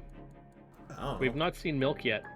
One of the imprisoned masks is sculpted into the shape of a weeping face. The tragic Ishian, reads the plaque. Oh, we already read this one, huh? Yeah. Destroyed, and now a tragedy for all to see. You seek out curious nooks and crannies, avoiding popular attractions in favor of places that have fallen beneath the seat cushions of history. A small death church on Grezolia Avenue, shuttered and dilapidated, attracts your attention. There are very few churches. The last line because we've already done this, but we did a different thing. Okay. Inside there are pews, an altar, which is just a block of unadorned wood. A candle sits on one corner, half gutted, still dripping. Sup, Squid Child? How's it going? Yeah. Call out, huh? Yeah, Noot is playing a game. I'm talking about words in the game. You shout, shattering the silence, "Is anybody there?" And then you see her standing calmly by the altar, as though she's been there since you walked in through the door and just didn't look. She's a masked woman, thin and cylindrical as a railing, her hands gripping a candle flame like furled wings. You recognize her, Lady Stymphilion, rumored to hold a high seat on the shrouded council. Shouldn't be less rumored because we've literally talked to her about it. Her mask is a face of a vicious bird with an iron beak and hollowed eyes. I don't meet many fellow worshippers of the old lady, she says, seating in a pew. Did this church always have pews? Her booming voice seems to make the dusty air of the church dance. Sit with me a while. I have assorted candies to share, and half a peach. Sure. Her beak dips towards you. A fruit is pressed in one palm and a box of dark chocolates in the other. Eat. Not many can find this church without an invitation, and we are all very curious. All? You glance up. Rows of pews, all occupied by silent worshippers in faded clothes, head bowed. Did this church always have worshippers, or did you just not look? Eat, says the masked woman again softly, and address the congregation. I'm sure this is nothing in reference to eating a Promisian in hell. Fruit. Nothing. Juice runs wet down your chin, over your very fingers. It is a strange aftertaste, something that lingers in the back of your throat. Lady Stymphilion lays a huge pale hand on your shoulder. It is time. She pushes you firmly, irresistibly, to your feet. Hi. You stand before the grey-robed masses, a vast altar towering behind you, spreading its skeletal wings, 100 candles glimmering in its ossified ribs. You open your mouth. What will you talk about? Blasphemy! No.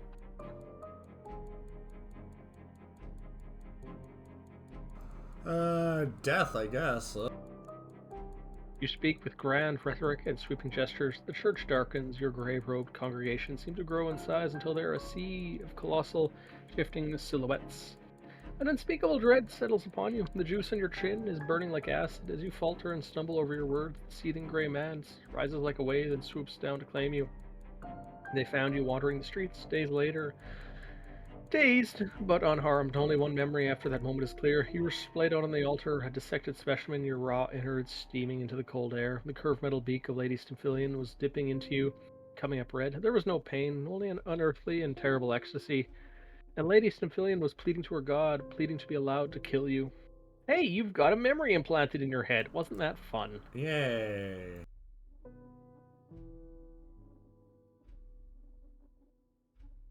I started blasting. That is a fair response.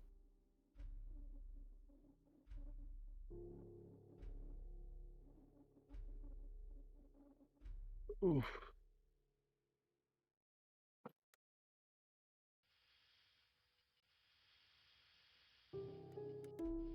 No booze. No booze for yous. No.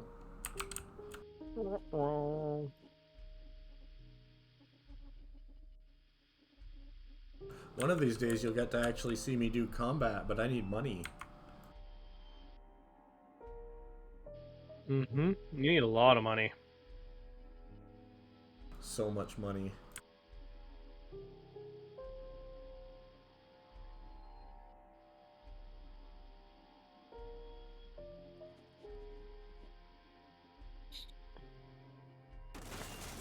Ah. Hey, Squidchild, that just means you have the opportunity to extend billable hours, right? More billable hours. Always more billable hours.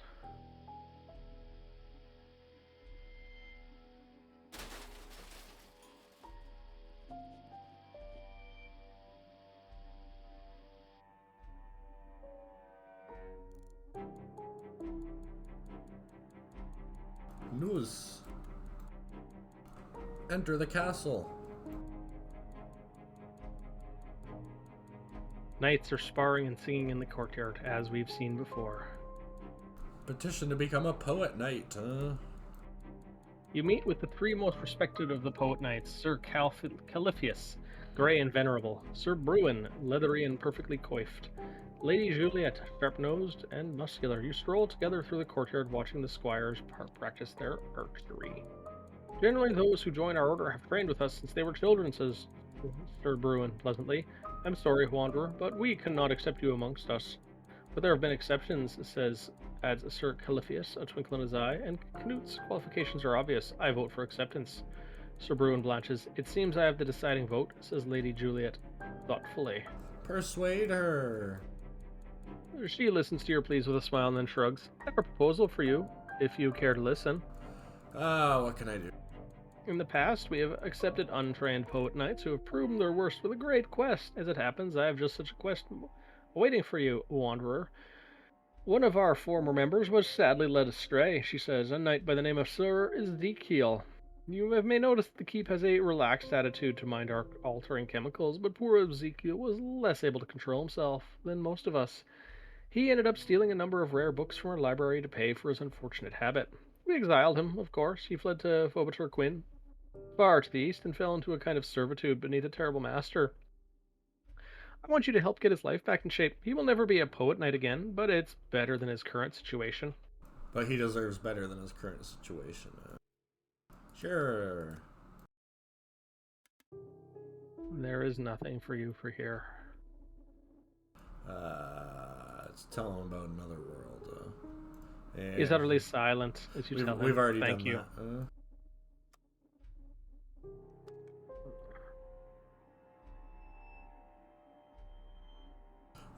That's good, because I gotta go all the way over there to Fobator Quinn to get drugs anyway. Search for Bradley's That's why I'm daughter. a little tired. I just ate all that bread. That explains that. We found his daughter, Chris. Yay! You find her in the training grounds, a woman fortunate enough to inherit few physical features from her father. She is furiously attacking a training dummy, her sword a blur, sweat clinging to her brow. Occasionally, she pauses to spit poetry at it. approach her alone and ask how she feels about her father. You know my father. By now she has stopped fencing and sits next to you on the grassy floor. She introduced herself as Squire Ellen. Well, if you're here to convince me to come back home, forget it. I'm happy here. I just want to reunite you. No need for you to go home, huh? I'll see him, she says. If he apologizes for the way he acted, we can see each other more regularly too. But, she laughs, he won't apologize. Bradley! Maybe he just needs another stabbing.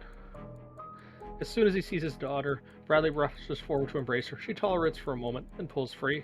Dad, listen to me. I'm sorry I ran out on you and Mom. When you come back into my life, I need you to apologize for the way you treated me, and I'm going to become a poet knight. Bradley stares at Alan and then back at you. He slowly goes red. Didn't you ever dream of a life outside of bureaucracy, Bradley? No, says Bradley, baffled. Should I have? Just frickin' apologize. Says Bradley, he goes red.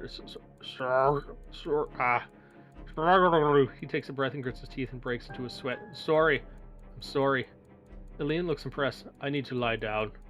Father Bradley and daughter weakly. chat for hours. She writes a letter for him to take to her mother. You give them some privacy.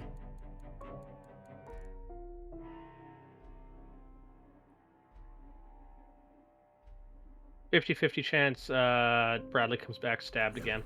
Back at the Canetipede, Bradley has a kind of dazed wonder in his eyes. Thank you, he says hoarsely and hurries to his quarters.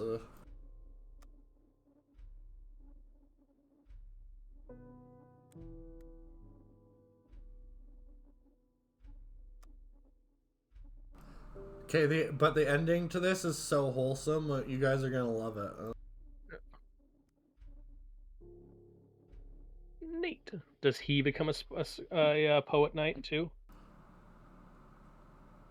Crushed as he is by his wounds, he seems much smaller. Flee! Flee! I think he's too injured to finish his last bit of the quest. Something being stabbed What a dick. by your crew. Let's go to Phobiter Quinn.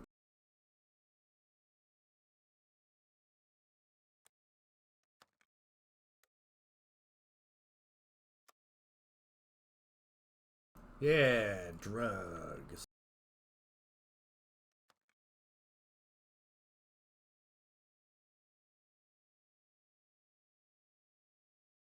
But what kind of drugs?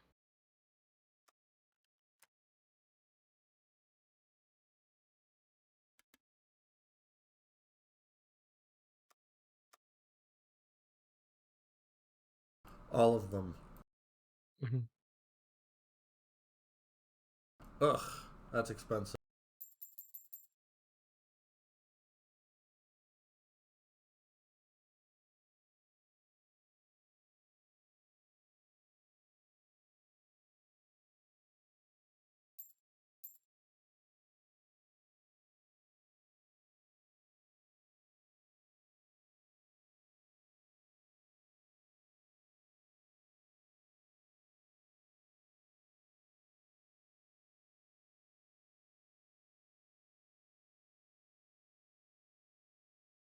There is no music.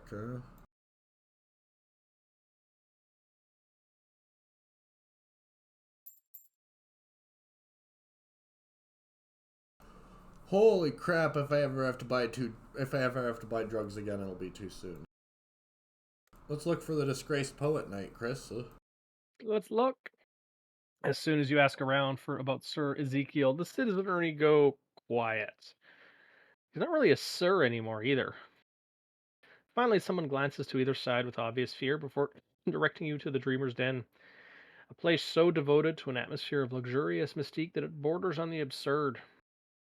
The air is fogged with incense and tobacco. The chaise lounges are draped in the finest red silk and stains. You keep having to drag aside jangling bead curtains in order to traverse more than 3 feet in any direction. You sit at the bar where a faceless man is serving drinks. Though he lacks features, he has remarkable acne covering the blank skin where his face used to be. It Oof. seems almost designed.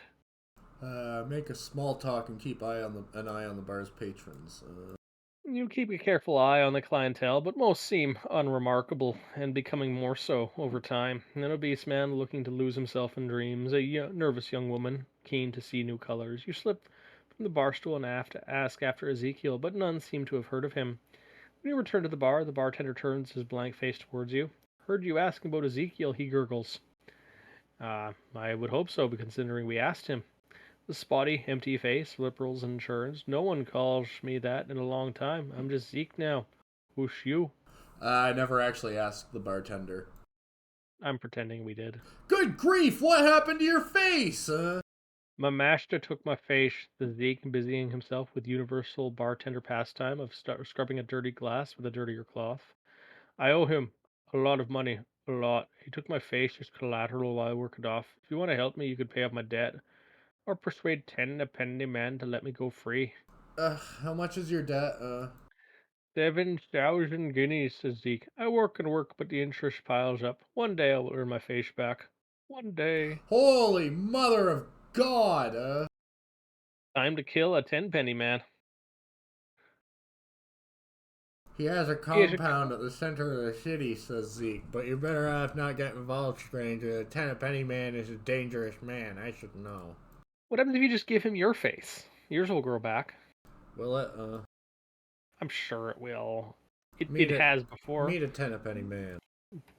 You arrange to meet the 10-penny man at a crowded little cafe opposite the porcelain square, out in public, where everyone can see you. And not every single person there is a mark of the 10-penny man. He sits across the table and orders a black coffee. He is dressed in a neat three-piece suit with sparkling cufflinks. He dips his contorted candle-shaped head in greeting. The wax drips and sizzles on the tablecloth. I understand you have taken an interest in my boy Zeke. His voice is clipped precise. He snaps his fingers, and one of the bodyguards slams something heavy and cylindrical on the table in front of you.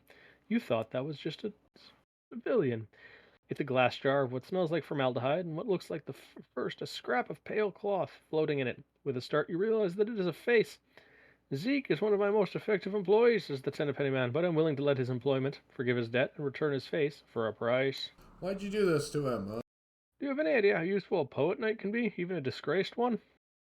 The penny man drums his fingers on the lid of the jar. Zeke has been of great value to me over the years. He can decapitate a man at 20 paces with a single, well-composed stanza. And taking his face was a complex bit of occultism, and not one I would go through for any ordinary employee. But to be sure I can hang on to Zeke. Alright, and what price do you want from me? I know your reputation, Canute, says the tenpenny man. You go to strange places and bring back wondrous things. I am in need of some such things, books, and to be exact. I am determined to learn as much of the occult as I can, and I have outgrown conventional texts. I already put them in a museum, though. This is but a shame. Also, hang on.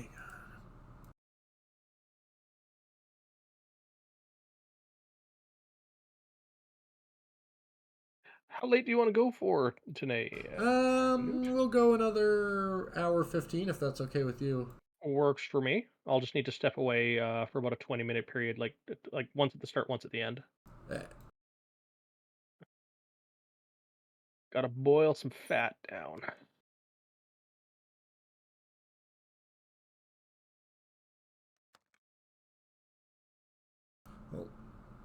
Might as well help what's her face while we're here. Which means we need more goddamn dream salve. Dream a little dream. Look at how much I spent $3,000 on drugs. Well, if you hadn't spent that money on drugs, you might have been able to afford to pay off the debt. I literally could have, huh? But that would have been a waste, I feel like. Just throw the money away. It's fine. Let's go to You'll get more from raiding other centipedes out in the wilderness. Or Abrathap, huh? I got a trigger warning, this quest line. Child abuse and suicide throat, Is that with the poet? No, My daughter? no panoramas. Remember, she's stuck in her memories. Yeah, yeah.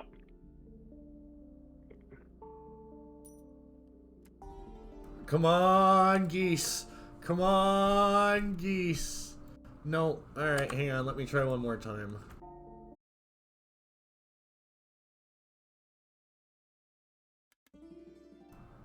One more time. You tell I'm just gonna do it until I get it right? I figure that's about a 50-50 chance, yeah?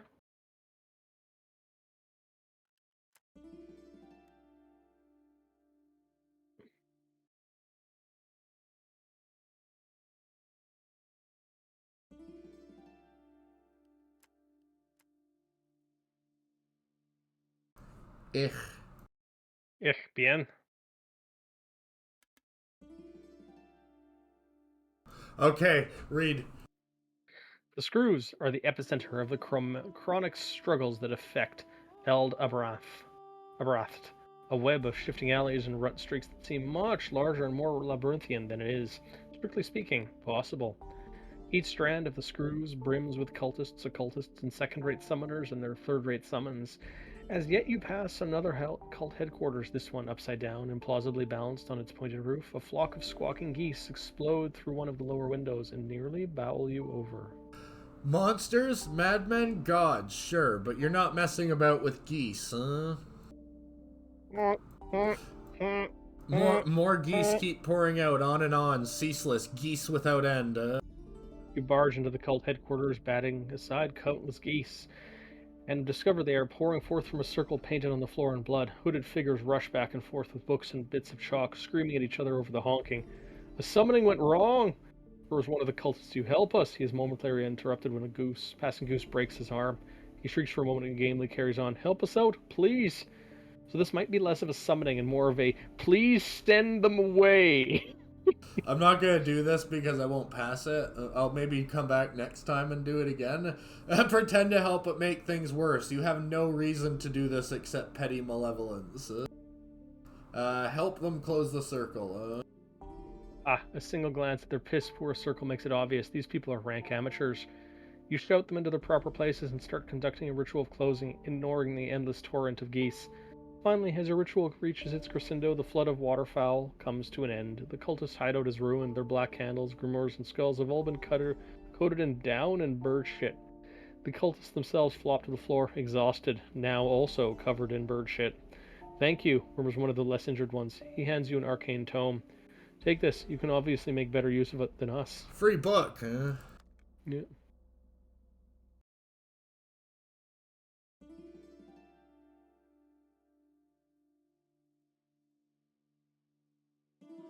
Alright, let's dive into Panorama's memories. 13 dream salve, holy shit. Nice.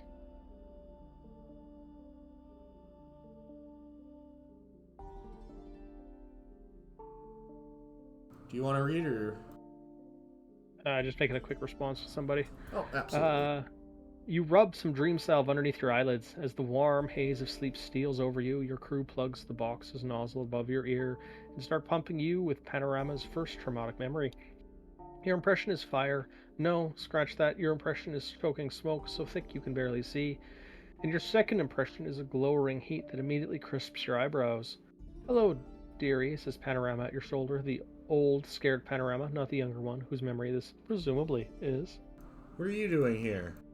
She smiles, revealing a collection of stumps and gaps she calls teeth. I'm a shadow of an echo of a Panorama, she says. I come back to this memory so often it's gotten infected with my older self. Are you trying to change things? Because this never changes, no matter how many times I live it.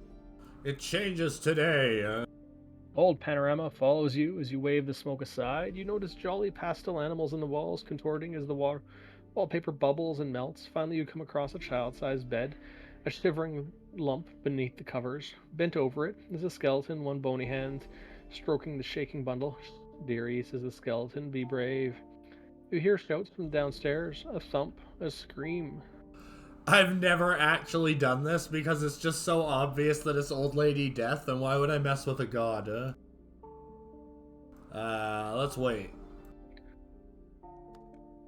Your father is climbing the stairs to kill you, Panorama, the skeleton says. He thinks it's what I want. Do you know who I am? Old Lady Death, mutters the shaking bundle beneath the blanket. That's right. The skeleton gently pulls the blanket away. Young Panorama looks up, a tiny frizz-haired girl, her face raw from crying. You should die tonight, dearie, but I've decided to grant you a reprieve. You need to jump out that window and run those little legs as fast as you can. Wait. Run, Panorama, urges the skeleton. You need to get up and... The skeleton vanishes. A nightmarish axe-wielding figure stands in the doorway, silhouetted against the fire and smoke from below. As he stalks forward, his features become clear, a bristling black beard, splattered red, eyes wide and bloodshot. The old lady has come for us, O sweet one, shouts the bearded man. She will reward me for delivering you to her. He lunges forward, swinging his axe, and the child Panorama scrabbles, screaming from the bed and just in time. Feathers burst from the split mattress. Ah! In the dream, you are featherlight, and you move as though you're pushing through treacle. But somehow you manage to crash into the axeman, knock his weapon aside, and drive him screaming to the floor. The window squeaks open behind you. You glance just around to see the child Panorama wriggling through it, small foot in the air, and then nothing. You saved me from the kiss of an axe, says old Panorama. She reaches up with her to her missing white eye. Of course, that's how I got this. You'll have to find a way to explain the scar to me when I wake. I told myself I wasn't going to modify these, but oh well. Yeah, you return to your kinetipede. Panorama is still as deep as in her coma as ever. The numbers poet, the bad old man. She shifters over in bed, muttering, the woman with the teeth. They know who I am. I'm sure of it. You order the altered memory transferred back inside her skull. A subtle change comes over her face as the memory box does its work, and her claw-like hands loosening their grip on the blankets. You have 3 of her memories left, and only 1 left to change. Next is the City of Masks. Let's see what's over here that I have to do. Mm-hmm.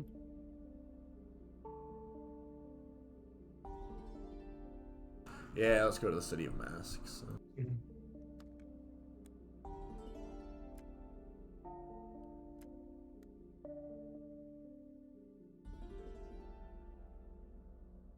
Subtlety. The Mirror Wise is a bad place for a bad poker player. It latches onto emotion, feeds on it, whips itself into a frenzy. The collective outpourings of a billion faces looking into a billion mirrors keep it in constant flux. You keep your mind focused on other things, distant and abstract. You weave through the chaos, almost invisible amidst the noise.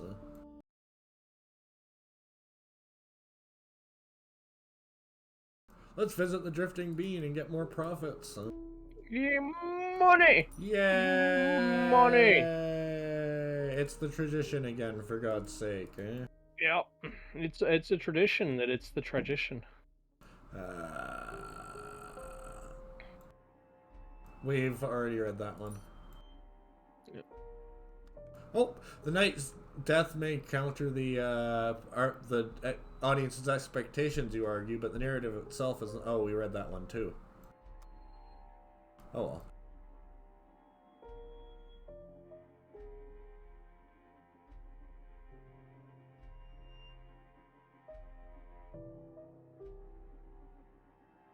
Yay, laudanum. Laudanum. I don't know if reputation for the City of Masks even does anything, if I'm being honest. Alto, what does reputation with the City of Masks do?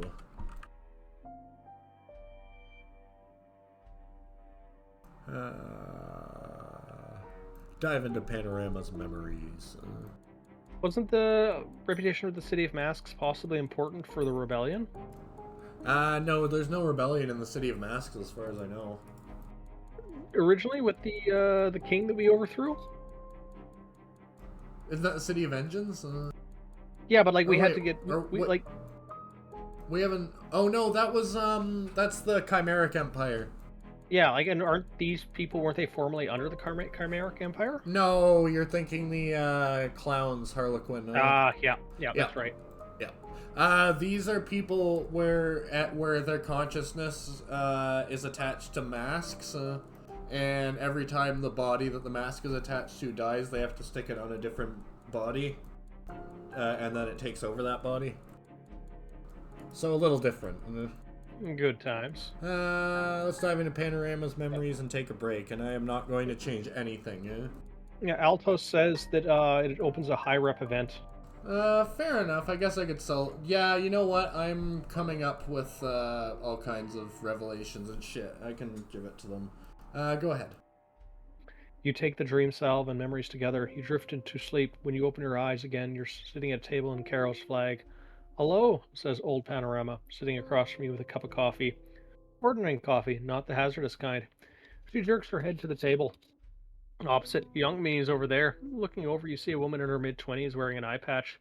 She's sitting aside from the craggy, middle-aged man with a balding head, piercing eyes, and a luxuriant ginger mustache. Wait and listen. Lord Phosphorus Crumpet, says the man, shaking young Panorama's hand. Very pleased to meet you. Miss Volt, is it? You have an impressive resume for one so young. What made you want to be a light bearer? Altos, do you want to explain Hazard Coffee in text while Chris reads this Yep. encounter? I've been looking after Heartlights on the same old trading roads for so long, says young Panorama. Beads a sweater on her forehead, and she fidgets uncomfortably on her napkin. I just wanted an adventure. Exploring the house, seeing new things. Lord Crumpet makes a peculiar noise of appreciation, something between a throat clearing and a verbal honk. A woman after my own heart. Wait. You're hired, says Lord Crumpet, leaning over the table and giving Panorama a vigorous handshake. The dream changes, as dreams are wont to do, and you find yourself standing with old and young Panorama outside the iron-wrought gates of a grand old estate. Young Panorama sighs, rings the bell. Ring the bell, ring the bell. Minutes later, an imposing figure glides through the garden. Lady Stymphalion, one of the most famous of the masked. Her face all vicious, iron beak and empty eyes. Did you get the job? Asks Lady Stymphalion. Panorama nods and follows the lady through her garden. Good. Hopefully you will never have to actually do it. Hopefully they will never get close. She holds up a large pale hand, forces Panorama to halt. I am truly sorry about this. A flint-faced guard is creeping up behind young Panorama, holding a wad of cloth in one hand and a bottle of chloroform in the other. Oi! You shout a warning, and the young Panorama whips around just in time to receive a fist in the face. She falls like a felled tree, and a big guard kneels on top of her, holding the cloth over her nose and mouth. Wow, says old Panorama dryly, you actually made it worse. Oh, okay. Okay, we're gonna call that a wash because of the first one. As the cloth fastens over young Panorama's face, the world goes dark for you too. A little too fast, but perhaps she's sensitive. When the light comes back on, you are in a mildewy dungeon. Young Panorama is chained to a bench, and Lady Stymphalion is standing over her with a red-hot iron poker. We're going to have to burn off your tattoo, says Lady Stymphalion. She lifts Panorama's sleeve, revealing a symbol on her arm. A skull with a line through one eye. We cannot have Lord Crumpet seeing it. Consider this a test of your faith. Why didn't they do that while she was unconscious? Then she drums her fingers on the memory box beside her. We will also take the liberty of removing most of your memories in our organization. Just in case you are discovered, all you will remember of the last decade will be scraps, and the details of your current mission, of course. Leave her alone. Lady Stymphalian's eyes bore you through. Go away, spirit, she commands. This is a very intrusive memory for Panorama, and you will not persuade me to change it. Fine. Lady Stymphalion appears, her burning poker to young Panorama's arm. The air fills with the stench of burning flesh and a young, long, raw scream. Remember your prayers, Panorama advises Lady Stymphalion imperiously. When the tattooed has been burned away completely, Lady Stymphalion wraps it in bandages and plugs the memory box's nozzle into Panorama's skull. I will return your memories when you complete your mission, the lady promises. She never did, whispers old Panorama in your ear. The walls are dissolving around you. Bad luck. Looks like this memory is going to stay the same.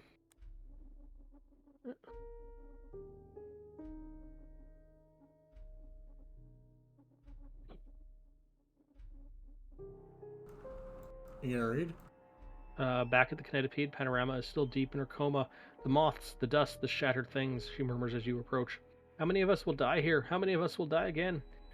You order her memory transferred back inside her skull. Sadly, this one is still traumatic and will bring her no closer to recovery. You have 2 memories left to explore. One must be healed if she is to recover. Next one, Panichak, which is good because we could use with a refuel, couldn't we? As always, your company has borne delightful fruit, says Lady Nictamane. Yay, money!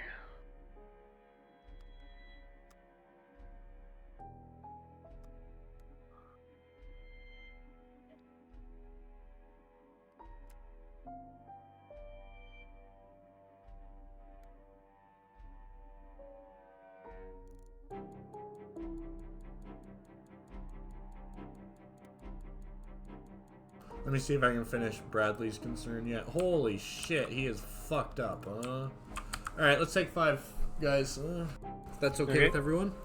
Sounds good, and I'm gonna start my cooker, and so I can turn it off in about 20 minutes. Be right back.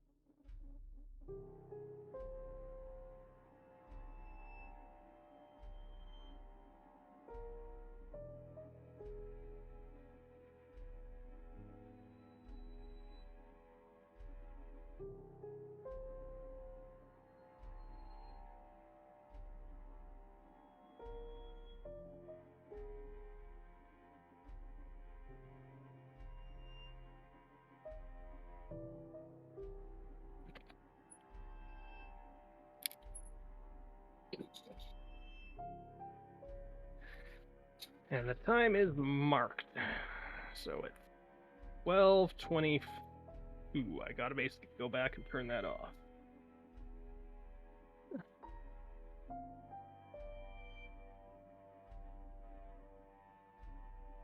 One downside to using homemade fat as a cooking ingredient is that you have to reheat it up to boiling points fairly frequently. Otherwise, it'll go rancid.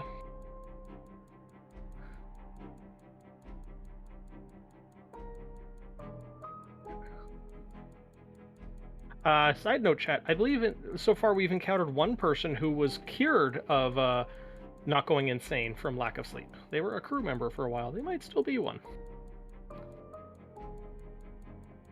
Pretty sure she was the lady who we started opening the restaurant for, and we make money from.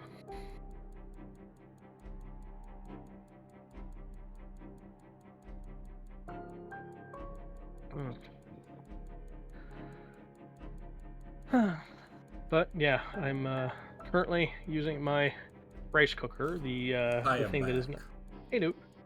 I'm currently using my rice cooker, which is totally not an instant pot, but I use it like one anyways, to re-cure my lard. Yeah, because I've got a whole big pile of lard that I just cook down every once in a while. It's got lard. Turkey.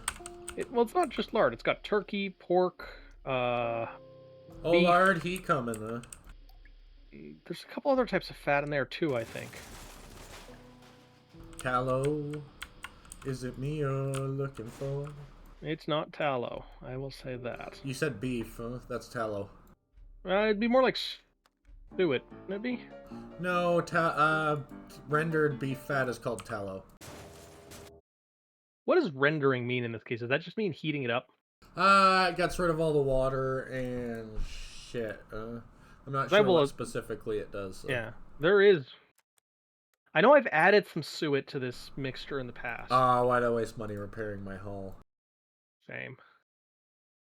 Squid shot, like I've got a great one because it's an 800-watt 15-cup rice cooker. It is amazing. Read. The largest and most Word, well-known. bitch. Okay, fine. The largest and most well-known hovercog is Newt Feather, a behemoth that smothers the whole strait of the city below in shadow. You're examining the wares in one of the Newt Feather's tourist traps when one of the panicked shop Holy. assistants grabs your arm. We're descending, says the assistant. We need to evacuate everyone but Newt. Outside, it's quickly apparent that the assistant's panic is unwarranted. Newt Feather is falling very slowly indeed onto a specially constructed landing pad. People on the streets outside are chatting to one another, forming elderly queues at the flying machine docks. A half-worked woman joins the queue behind you. One eye, a purple lens, one eye, a fist of iron, one hand, a fist of iron. I doubt they'll get here in the air again, she says, she mutters. Elaborate. Give me secrets. Oh, I gotta go to the right stream. Uh, the half-work woman shifts uncomfortably. Well, you didn't hear it from me, but more and more things have just stopped working recently. The weather engines go wrong more often than they go right. The hover dogs cogs are falling. Getting half-work now is riskier than ever. The laws that make up our machinery work are getting weaker. That's what I think. Too many inconsistencies, too many arbitrary rules that we made up along the way. Anyways, you didn't hear it from me. Oh, of course.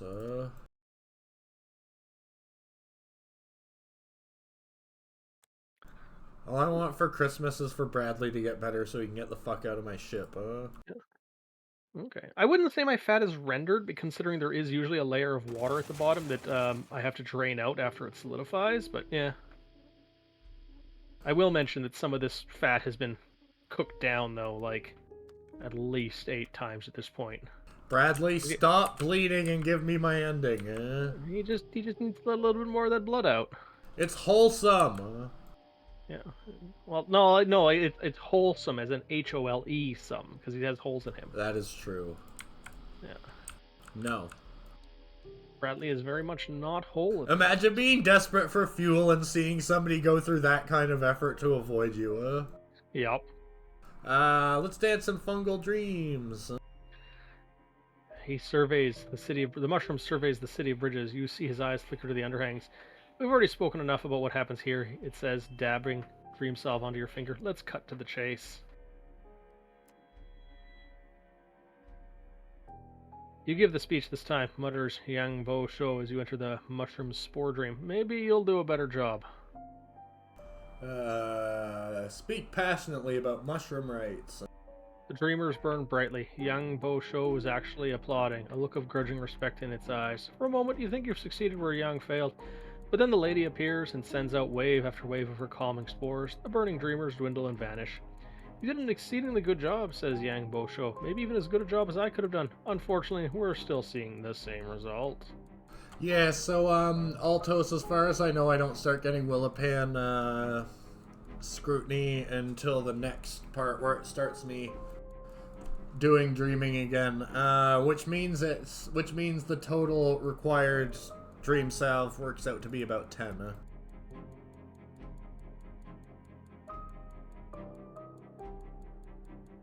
Oh, hey, I can pay the cosmonauts a visit. Dun dun dun. Oh, no, I can't. What am I missing?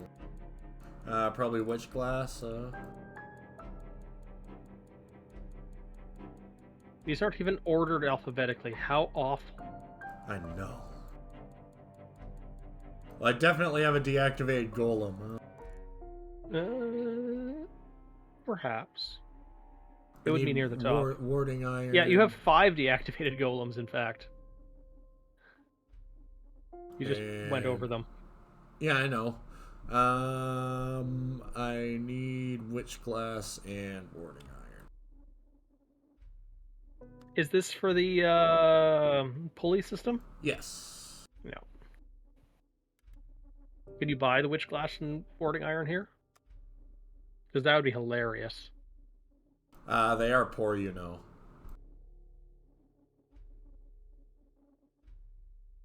No. I find it funny when sometimes quests like fetch quests could just be solved with money. They're all broke though. Yeah. What's your superpower? an enormous amount of money. Ah, yeah. Let's knock on the doors of Fortune Hall. That was my favorite supervillain from Venture Brothers. The long, bound way is the highest and grandest of the bridges, and Fortune Hall takes up half its span. It is a stitched-together monstrosity of a building, a half-mile-long block of solid golden marble, of statues in stained glass, and fountains and columns, and a conglomeration of every single thing that could possibly scream wealth. Except, class. The road outside is lined by mercenaries. Snipers watch from the towers. You feel the feather-light weight of the fetch mirror sewn into the lining of your coat. Inside, harried suits dash from place to place, spilling papers behind them like little footprints. You send word that you were coming, of course, and a livered attendant is waiting for you. Come this way. The attendant is clearly something more than a servant. Her muscles strain under her doublet, and the symbol of the Gravedon is carved on the back of her neck. Dark glasses cover her eyes. The CEO seldom agrees to meet with strangers, she says, but he has always had a soft spot for poets, and apparently he admires your work in particular. My name is Gilly Bellhart, his personal assistant, advisor, bodyguard. She does not extend a hand. You walk through endless red-carpeted halls, lined with solemn portraits and tapestries that try to make historic transactions look as exciting as battle. You lose count of the guards. There's one every 24 feet, Rottweiler faces assessing you coolly. Finally, here we are. Gilly stops at an apparently unimportant section of wall and passes the nose of a bewhiskered man in the portrait. The wall slides aside instantly and silently. This dark hole opens into a field of paper yellow sunflowers. A twinkle-windowed mansion, grand but not grandiose, sits nestled in the center. Stars gleam in the yawning black sky above. Yes, sky, not a ceiling in sight. What is this place? The stars are imported from the City of Masks. Each one is a mere 400 children's souls. Sweat shines on her brow. The sky and the sunflower field belong to some ancient dead god. Some sort of hopes and dreams or something, I believe. Don't worry, we haven't actually left the house. This is all trickery, illusion, space folding, drama. There are sentry towers dotted throughout the sunflowers. A gravel path winds you directly to the mansion's front door. It turns out the gravel is actually made of roughly hewn gemstones, gaudy, as is per the norm. Gillies takes a step forward, breathing heavily. It takes a while to get used to walking under an actual sky, she warns. I always feel as I'm about to fall upwards. Prepare yourself. Step out beneath the hungry sky. The lack of a ceiling unnerves you at first. For a second, your nausea gives way to awe. You walk into the mansion slowly, staring at the majesty above. Will Gilly sweats and suppresses a groan. The door knocker is a bronze model of a human's face. Actually, it is a human's face, just, covered with a layer of bronze. Gilly outstretches her hand and the door knocker wriggles into life, extending a single fang, which she sinks into her thumb. It swishes the blood around in its mouth thoughtfully and then spits and says, "Pass." The door swings ponderously open. A wave of heat gathers you in its embrace. The lower floor of the mansion is a vast, clamorous kitchen. Red-faced chefs labor over vats of soup, fountains of wine and chocolate, and pies the size of boats. You have never before seen gemstones cut into forks and knives and pots made out of solid ruby, but here we are. She likes to be close to a kitchen, says Gilly. He waits upstairs. Follow me. She's not looking at you. The mirror suddenly feels heavy in your coat. The kitchen is a disorderly chaos of vats, ovens, and cupboards. Now's your chance. Cupboard. You slip the mirror into a dark corner and hurry up after Gilly. She doesn't seem to have noticed. As soon as you enter G's office and shut the door, the noise of the kitchen vanishes. It is a cozy little place, mostly without ostentation, apart from 3 enormous self-portraits on the walls. G himself is a preposterously large man, stunted legs that don't quite look to support his immense bulk. He sits at a crimson table, a stack of gravy-stained plates on his left, and a banquet sitting on his right. Ah, Canute, I admire your work, says G. He dabs at his chin with a handkerchief. I like to keep track of all the promising new voices. What made you come and see me? Money! I suspected as much, G says. He spears a roasted turkey and begins to tear at its skin with his teeth. I'm afraid I will have to decline. I admire your poetry, but I don't want a horde of lesser poets begging at the door. He fishes beneath the table and pulls out a sheaf of greasy papers. Would you mind, he coughs, would you mind reading my poems? I'd like to hear what you think. Sure. They're awful, and no common variety of awful. Ruined by a tree of gold. Oh, dear me, I am so unbearably old.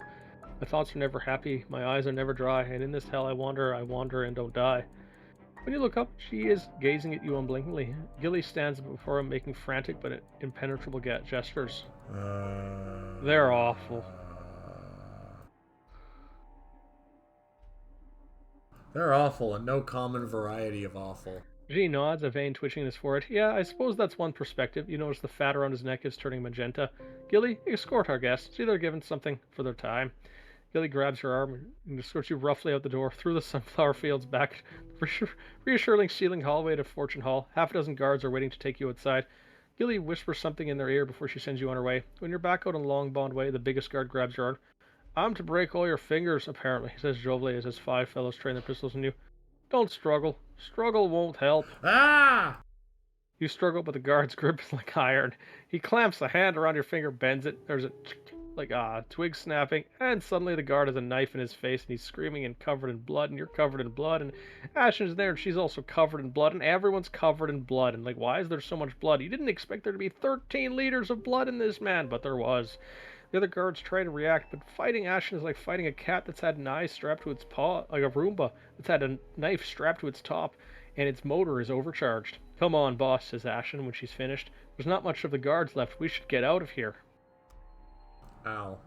We should go back there and visit again and say, maybe I could take a look at your poetry again, and then just go and say, yeah, it's still awful.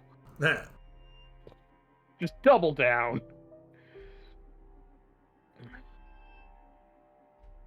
I have 5 minutes before I need to go back downstairs and check on that boiling pot of oil. Alright.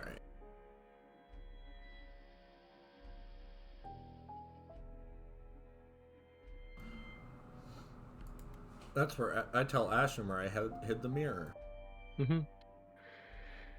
You take Ashen through Fortune Hall step by step. She doesn't say a word, but as you talk, she sketches a crude but accurate blueprint. In the fetch mirror, she asks intently. As you tell her what happened, she pulls from her jacket a second mirror and bangs it against the table a few times. A fuzzy, backwards image of the kitchen flickers into view on the mirror's surface.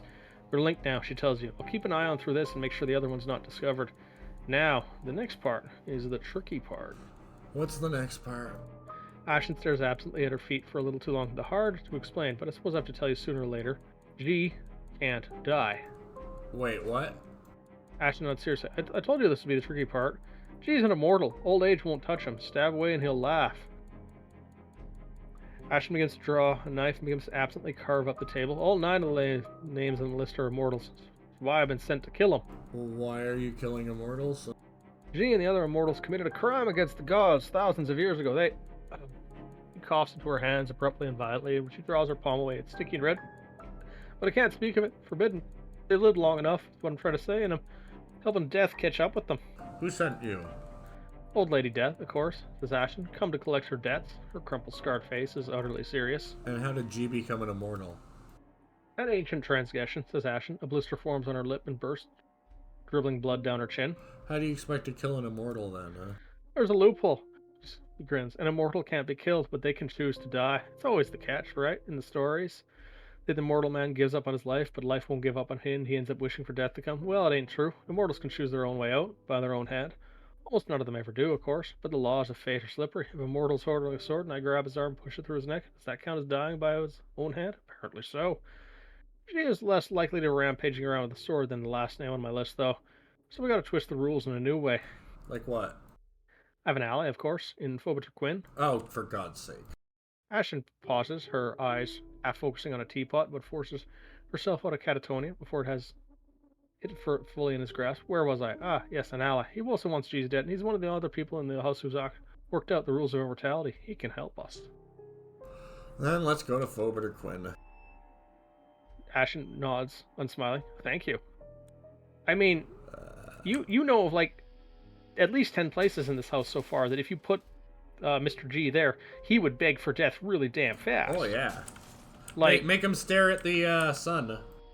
I was thinking actually just put him in the lake or the mushroom swamp deep underneath it, where they carve out mushrooms and do things. The cold mushroom place. Yeah. Instead. You could even just take all his memories and give him the memories of suicidal people. Wouldn't that be fairly straightforward? Oh yeah. What else?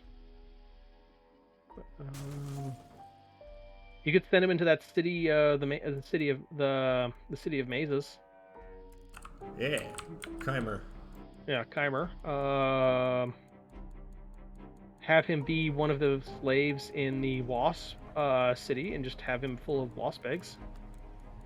That would be. Pretty crappy. They'd actually appreciate that because they'd need less slaves. That solves the issue of them needing slaves. You just give them 9 immortal people, all the egg laying capacity you need.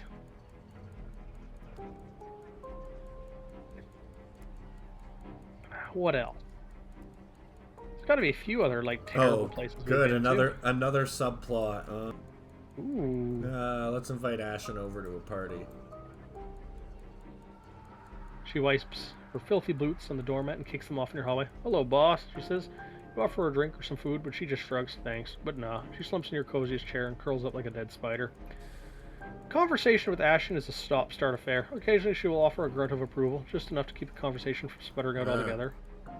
As the lamps go outside dim and the evening draws to a close, Ashen glances you guiltily. Boss, thanks for making the effort. Can I stay the night? I don't exactly have anywhere to go, and the chair's comfier than the street. Do you want to stay permanently? Oh, my face momentarily brightens, her mouth twists. Nah, I don't want to impose. I should just go. Sorry, that's an order. She stares at you. Well, your funeral. Ashen is now a permanent lodger. You have lost 1 chair. Her snores shake your house to its foundations. I would be very surprised if she snores. She probably like sleeps the sleep of the dead, where you can't even tell she's awake or asleep because her eyes are open the whole time. Yeah, I wouldn't see her as a snorer. Anywho, I will be back in about 20 seconds. All right.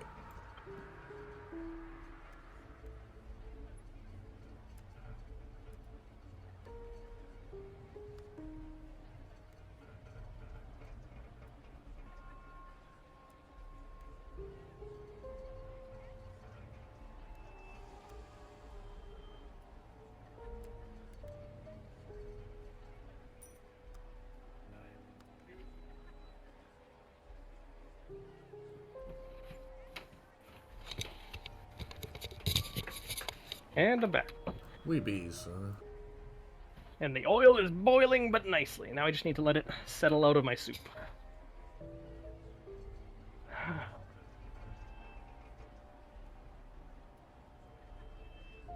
I used a lot of herbs in my turkey that I made half this oil in, and so the fat is quite green.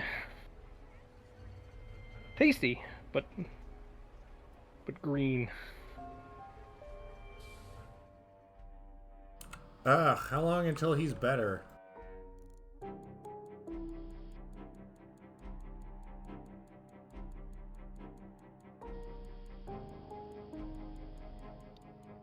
Well, maybe you have to rest somewhere? I have rested multiple times. Not since he was stabbed. Yeah, multiple times. I thought he got stabbed right after that 1 month long rest we had. Yeah, but I've been doing regular resting. Hmm. And I can't rest for a month. I'm too sane. Ah. Wonder if you found a bug, or he just isn't healing. No. Could just be.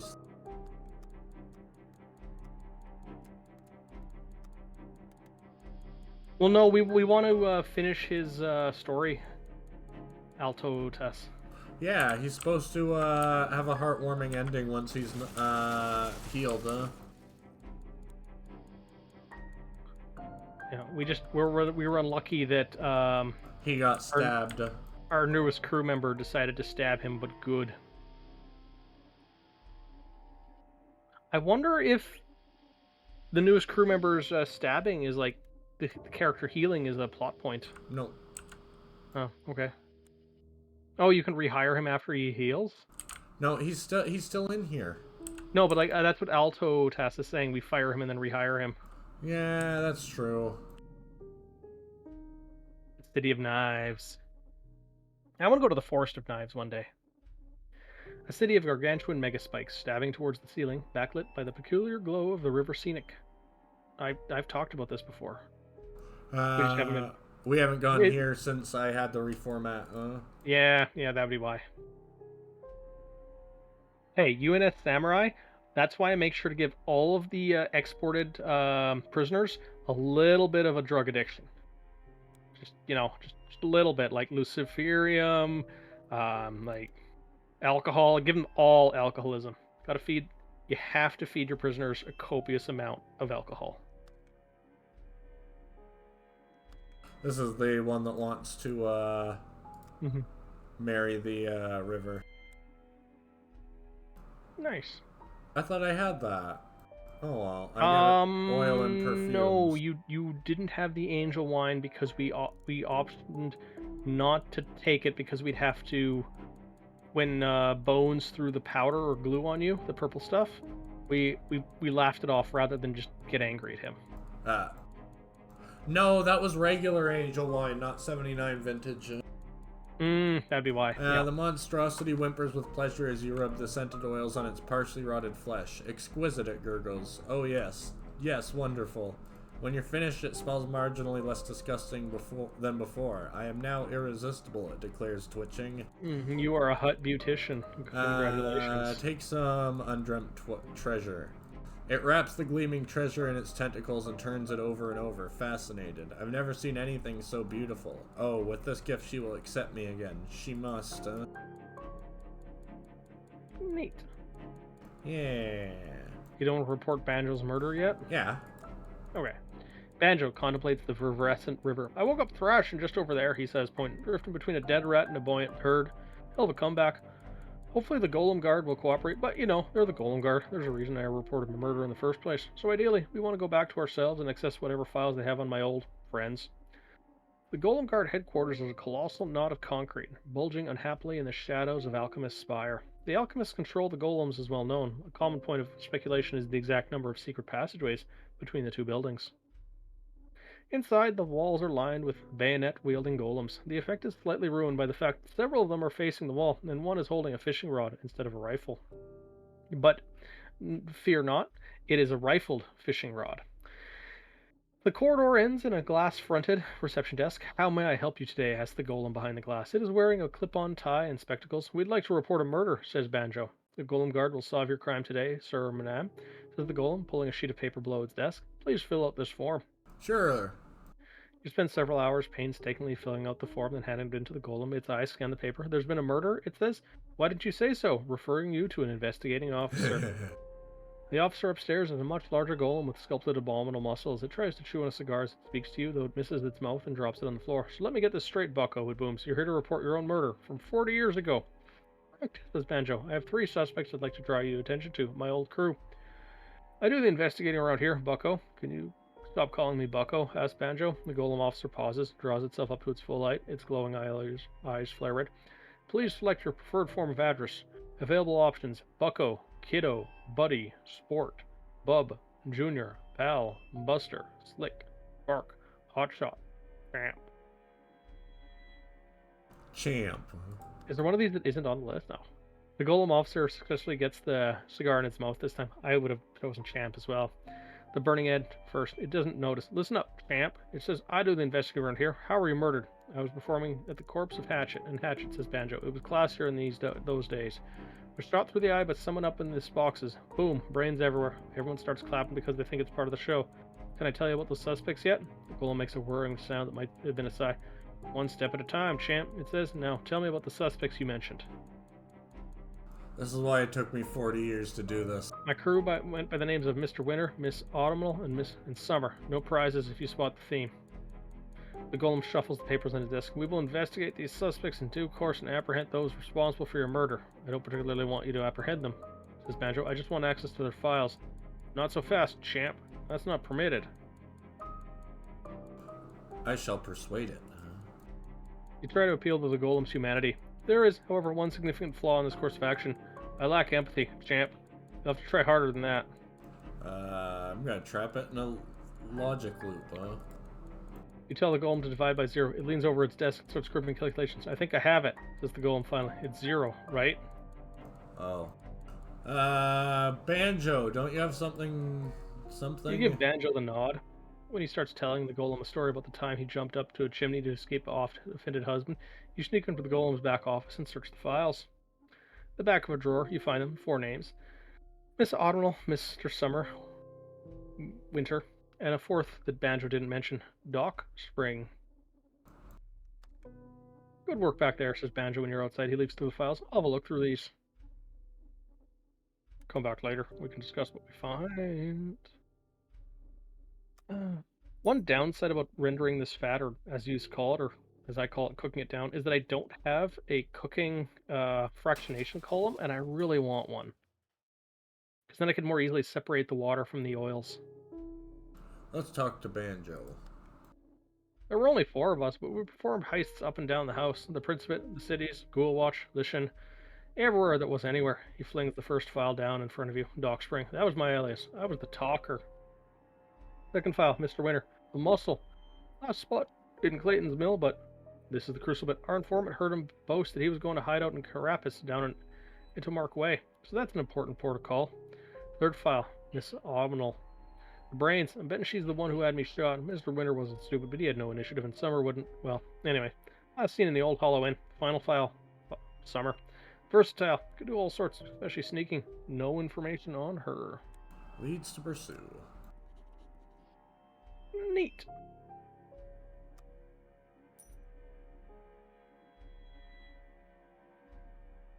Yeah, let's replace Bradley with Harmony Ricketts for now.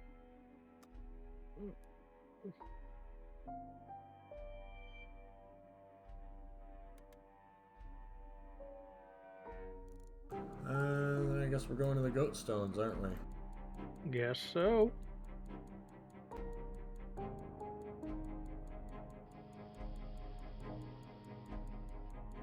Do you know anything about the City of Glass? Maybe it didn't fit the pattern, says Arbony darkly. Maybe the 6 cities is more pleasing than 7. Maybe there was a good reason for it to go. Oh, she knows. Okay, I find her examining her reflection. Look at this, she says, pulling down her lower eyelid. Disappointing. Ordinary. Begging for reinvention. No shine, no reflection. Her paintings hang from every wall of the cabin. Mournful works, black and white depiction of a suicide, a dead goat. Maggots crawling on its tongue, a broken doll floating in a sea of rubbish, a hand around a throat, the city of keys choked with vines and rubble and ruin. Also a portrait, 4, of a man named Rusty, sleeping on a bed. We'll start by getting rid of these embarrassments, says Harmony, taking down the goat picture first. We can throw them out immediately. But they're so... You may take one to your room if you wish, as long as you keep it out of my sight. I recommend the Rusty collection. They'll all want to make me lose sanity if I take one. Take the Apocalyptic City. When she has torn them down from her frames, Harmony tosses the rolled-up canvases into the dark. The soft sigh of their landing breaks the silence. She seems cheerful, despite having disposed of so much of her work. There will be an art festival soon in the City of Masks, she says brightly. We must visit. I have an announcement to make. Is she going to sell the Rusty collection?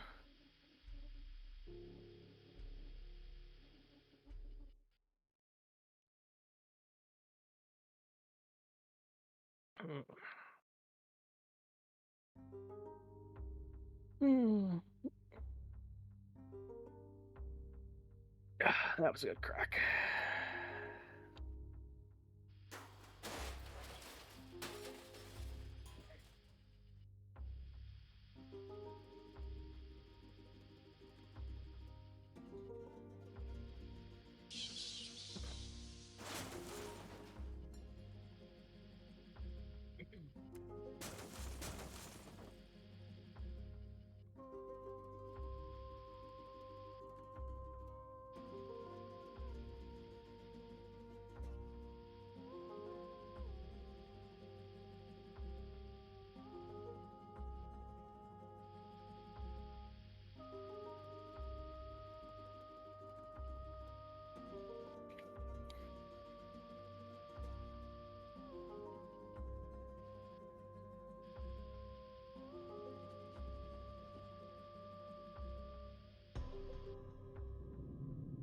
Tell us about The them Goat stones. Stones. We in Valheim now. A forest of obelisks and deadwood, with crude huts nestled in the crevices. Pale shapes move in the shadows, yellow eyes glimmer. Don't, don't mind uh, Shibaragath and her 1,000 young. The goatmen are notoriously insular. Trespassers are likely to have confronted an end with the spears and arrows, or worse, the goatmen's bizarre mastery of the occult. I want a stone. You wait until most of the goatmen have left the village, shambling off to perform one of their odd dancing rituals in the dark. Creep from the canetipede, your crew keeping watch behind you. Press up one of their blood-crusted menhirs at the village outskirts. Tip it onto a pallet and haul it as quietly as possible, minus a few swear words, back to the cargo hold. Yeah, A heavy, free blasted rock. They're practically giving them away. Yeah. Let's translate the runes. When the goatmen are away, you creep from your canetipede and examine one of the largest of the monoliths. The runes shift and writhe and attempt to crawl up your arms, as runes do, but you ignore them and pore stubbornly through your books. Aha! You finally found something that looks familiar. Holding a magnifying glass to the rock, you begin to translate. You read about the pale, the blind father of moths and teeth, the light within darkness, which is not a light at all, the stone cradle in which the apocalypse sleeps. Also, something about a statue you made. I don't. It's rare. It's unnatural because this stone is much, much older than said statue. Goatmen crawl from the shadows, laughing, muttering, waving feathered sticks and scrimshawed bones. A druid sits cross-legged atop a blood-stained obelisk. Why should we answer your questions, Let's outsider? reason with them. The more you talk, the more the goatmen laugh and screech. Clouds of dung explode against the side of your canetipede. Threaten them. It's not dung. It's camouflage. I am not giving back that rock. It's mine. Something about the steel in your eye seems to give the druid pause. Very well, he says grudgingly. The prince's heart was here, yes, says the druid. We did not kill him. He was wiser than most of your kind, and he came to us as an apprentice. We taught him about the pale, light within darkness, and the stone Lightless is cradle. the light that darkness hides. Mm-hmm. What is the light within darkness? Knowledge forbidden to you, blind ones, says the goatman. Lightness is the light that the darkness hides. Nothing is as crowded as is nothing. The stones will wake to deliver justice to the eaten. His eyes have an uncanny light to them. The stones will wake. The stones will wake. And somehow I know this to be true. What happened to the prince's heart? The stones will wake. He is still here, booms a voice. A dark shape detaches from behind one of the obelisks and steps into the light. A squat, red, bearded lump of a man, handsome in an ugly sort of way, every inch of him knotted with muscle. Gleaming eyes beneath bristling eyebrows. I am the prince's heart, said the man. You must have moved mountains to find me, friend. I thought myself well hidden. There's something strange about him. There's something wrong about the heart, but you can't quite place it. Whatever it is, it puts you on edge. I feel like that was important, but oh well. What are you doing among the goatmen? I've been exploring the lesser-known avenues of the occult, says the heart, a long-time interest of mine that has recently grown more urgent. How familiar are you with the nature of the prince? He's the ruler of the Principate. He is a mystery to most, and for good reason. The heart flashes a white pearly grin. In truth, the prince is blind, mouthless, heartless, handless, headless. The Principate is ruled by his heart, his hands, his eyes, and his mouth. But these are not metaphorical titles. We are flesh given form. How is that possible? There is an ancient ritual that allows sufficiently powerful occultists to fragment themselves, says the heart. The fragmented aspects are given form and anatomy. But it's a difficult ritual, and the prince performed it imperfectly. He gave too much of himself away, and now he hides in his tower of silk, a shadow of himself. Were you attempting to find a way to usurp power? He was trying to mimic Vivek, if you know or Vecna, if you know the name. I'm not interested in power, says the heart, nor have I any desire to kill the prince. I am his heart. If he dies, so do I. I want to find a way to survive beyond death, death beyond death, and light beyond light. The prince has no children, no heir, and when he dies, we will all die with him. Me, the hands, the mouth, the eyes, all gone. The Principate will be left without a single leader. It'll be chaos, pure and simple, pure and sublime. So while I have no desire for the prince to die anytime soon, I want to at least plan for the eventuality. He rolls his eyes. Of course, the prince sees this as a threat. The fact that we'll die if he dies is in his mind the only thing that keeps us loyal. How successful have you been? I think I have successfully designed a ritual that could extend my life past the prince's own, says the Hot. But the materials I need are hopelessly rare, a treasure beyond imagining. I have one of those. A book of immense and arcane power. I have one of those. An object of destabilized dimensions. I'll need one of those. And a shard of hardened godblood. I could find these things with the resources of the Principate at my disposal, but I can't risk conducting the ritual at Founder's Fire. The Heart sighs. The prince would be enraged if he knew what I was attempting. Yeah, let's help him. Thank you, my friend. The Heart clasps you in a hug. I'll not forget this. Share a drink before you leave, and the goatmen here have a delightful concoction of nettle paste and chewed cud that you must simply try. I could drink. The drink is even worse than you imagine. The goatmen skulk in the shadows, solemn and watchful, but the Heart itself is excellent company. Available, avuncular, and incorrigible. Give this to Bia, he says towards the end of the night when he's rolling drunk on the goatman's grog. He throws an envelope in your hand. There's something I need her to know. It's important. Oh well, bye-bye. Yeah, I'm about 50-50 certain that was, or no, 80% certain that was not the Heart. That Sure was it was. perhaps. I feel that was a how the prince subdivided himself. I believe the Heart subdivided himself. Nah. Oh yeah. Nah. We might actually just call it here. Give give the next group time to Fair enough, and this is a good ending point too. Yeah. Anywho, for all of you out in Twitchland, thank you for stepping by. I am Noot. I am Chris. Sorry. I stole a big rock. And that's Noot.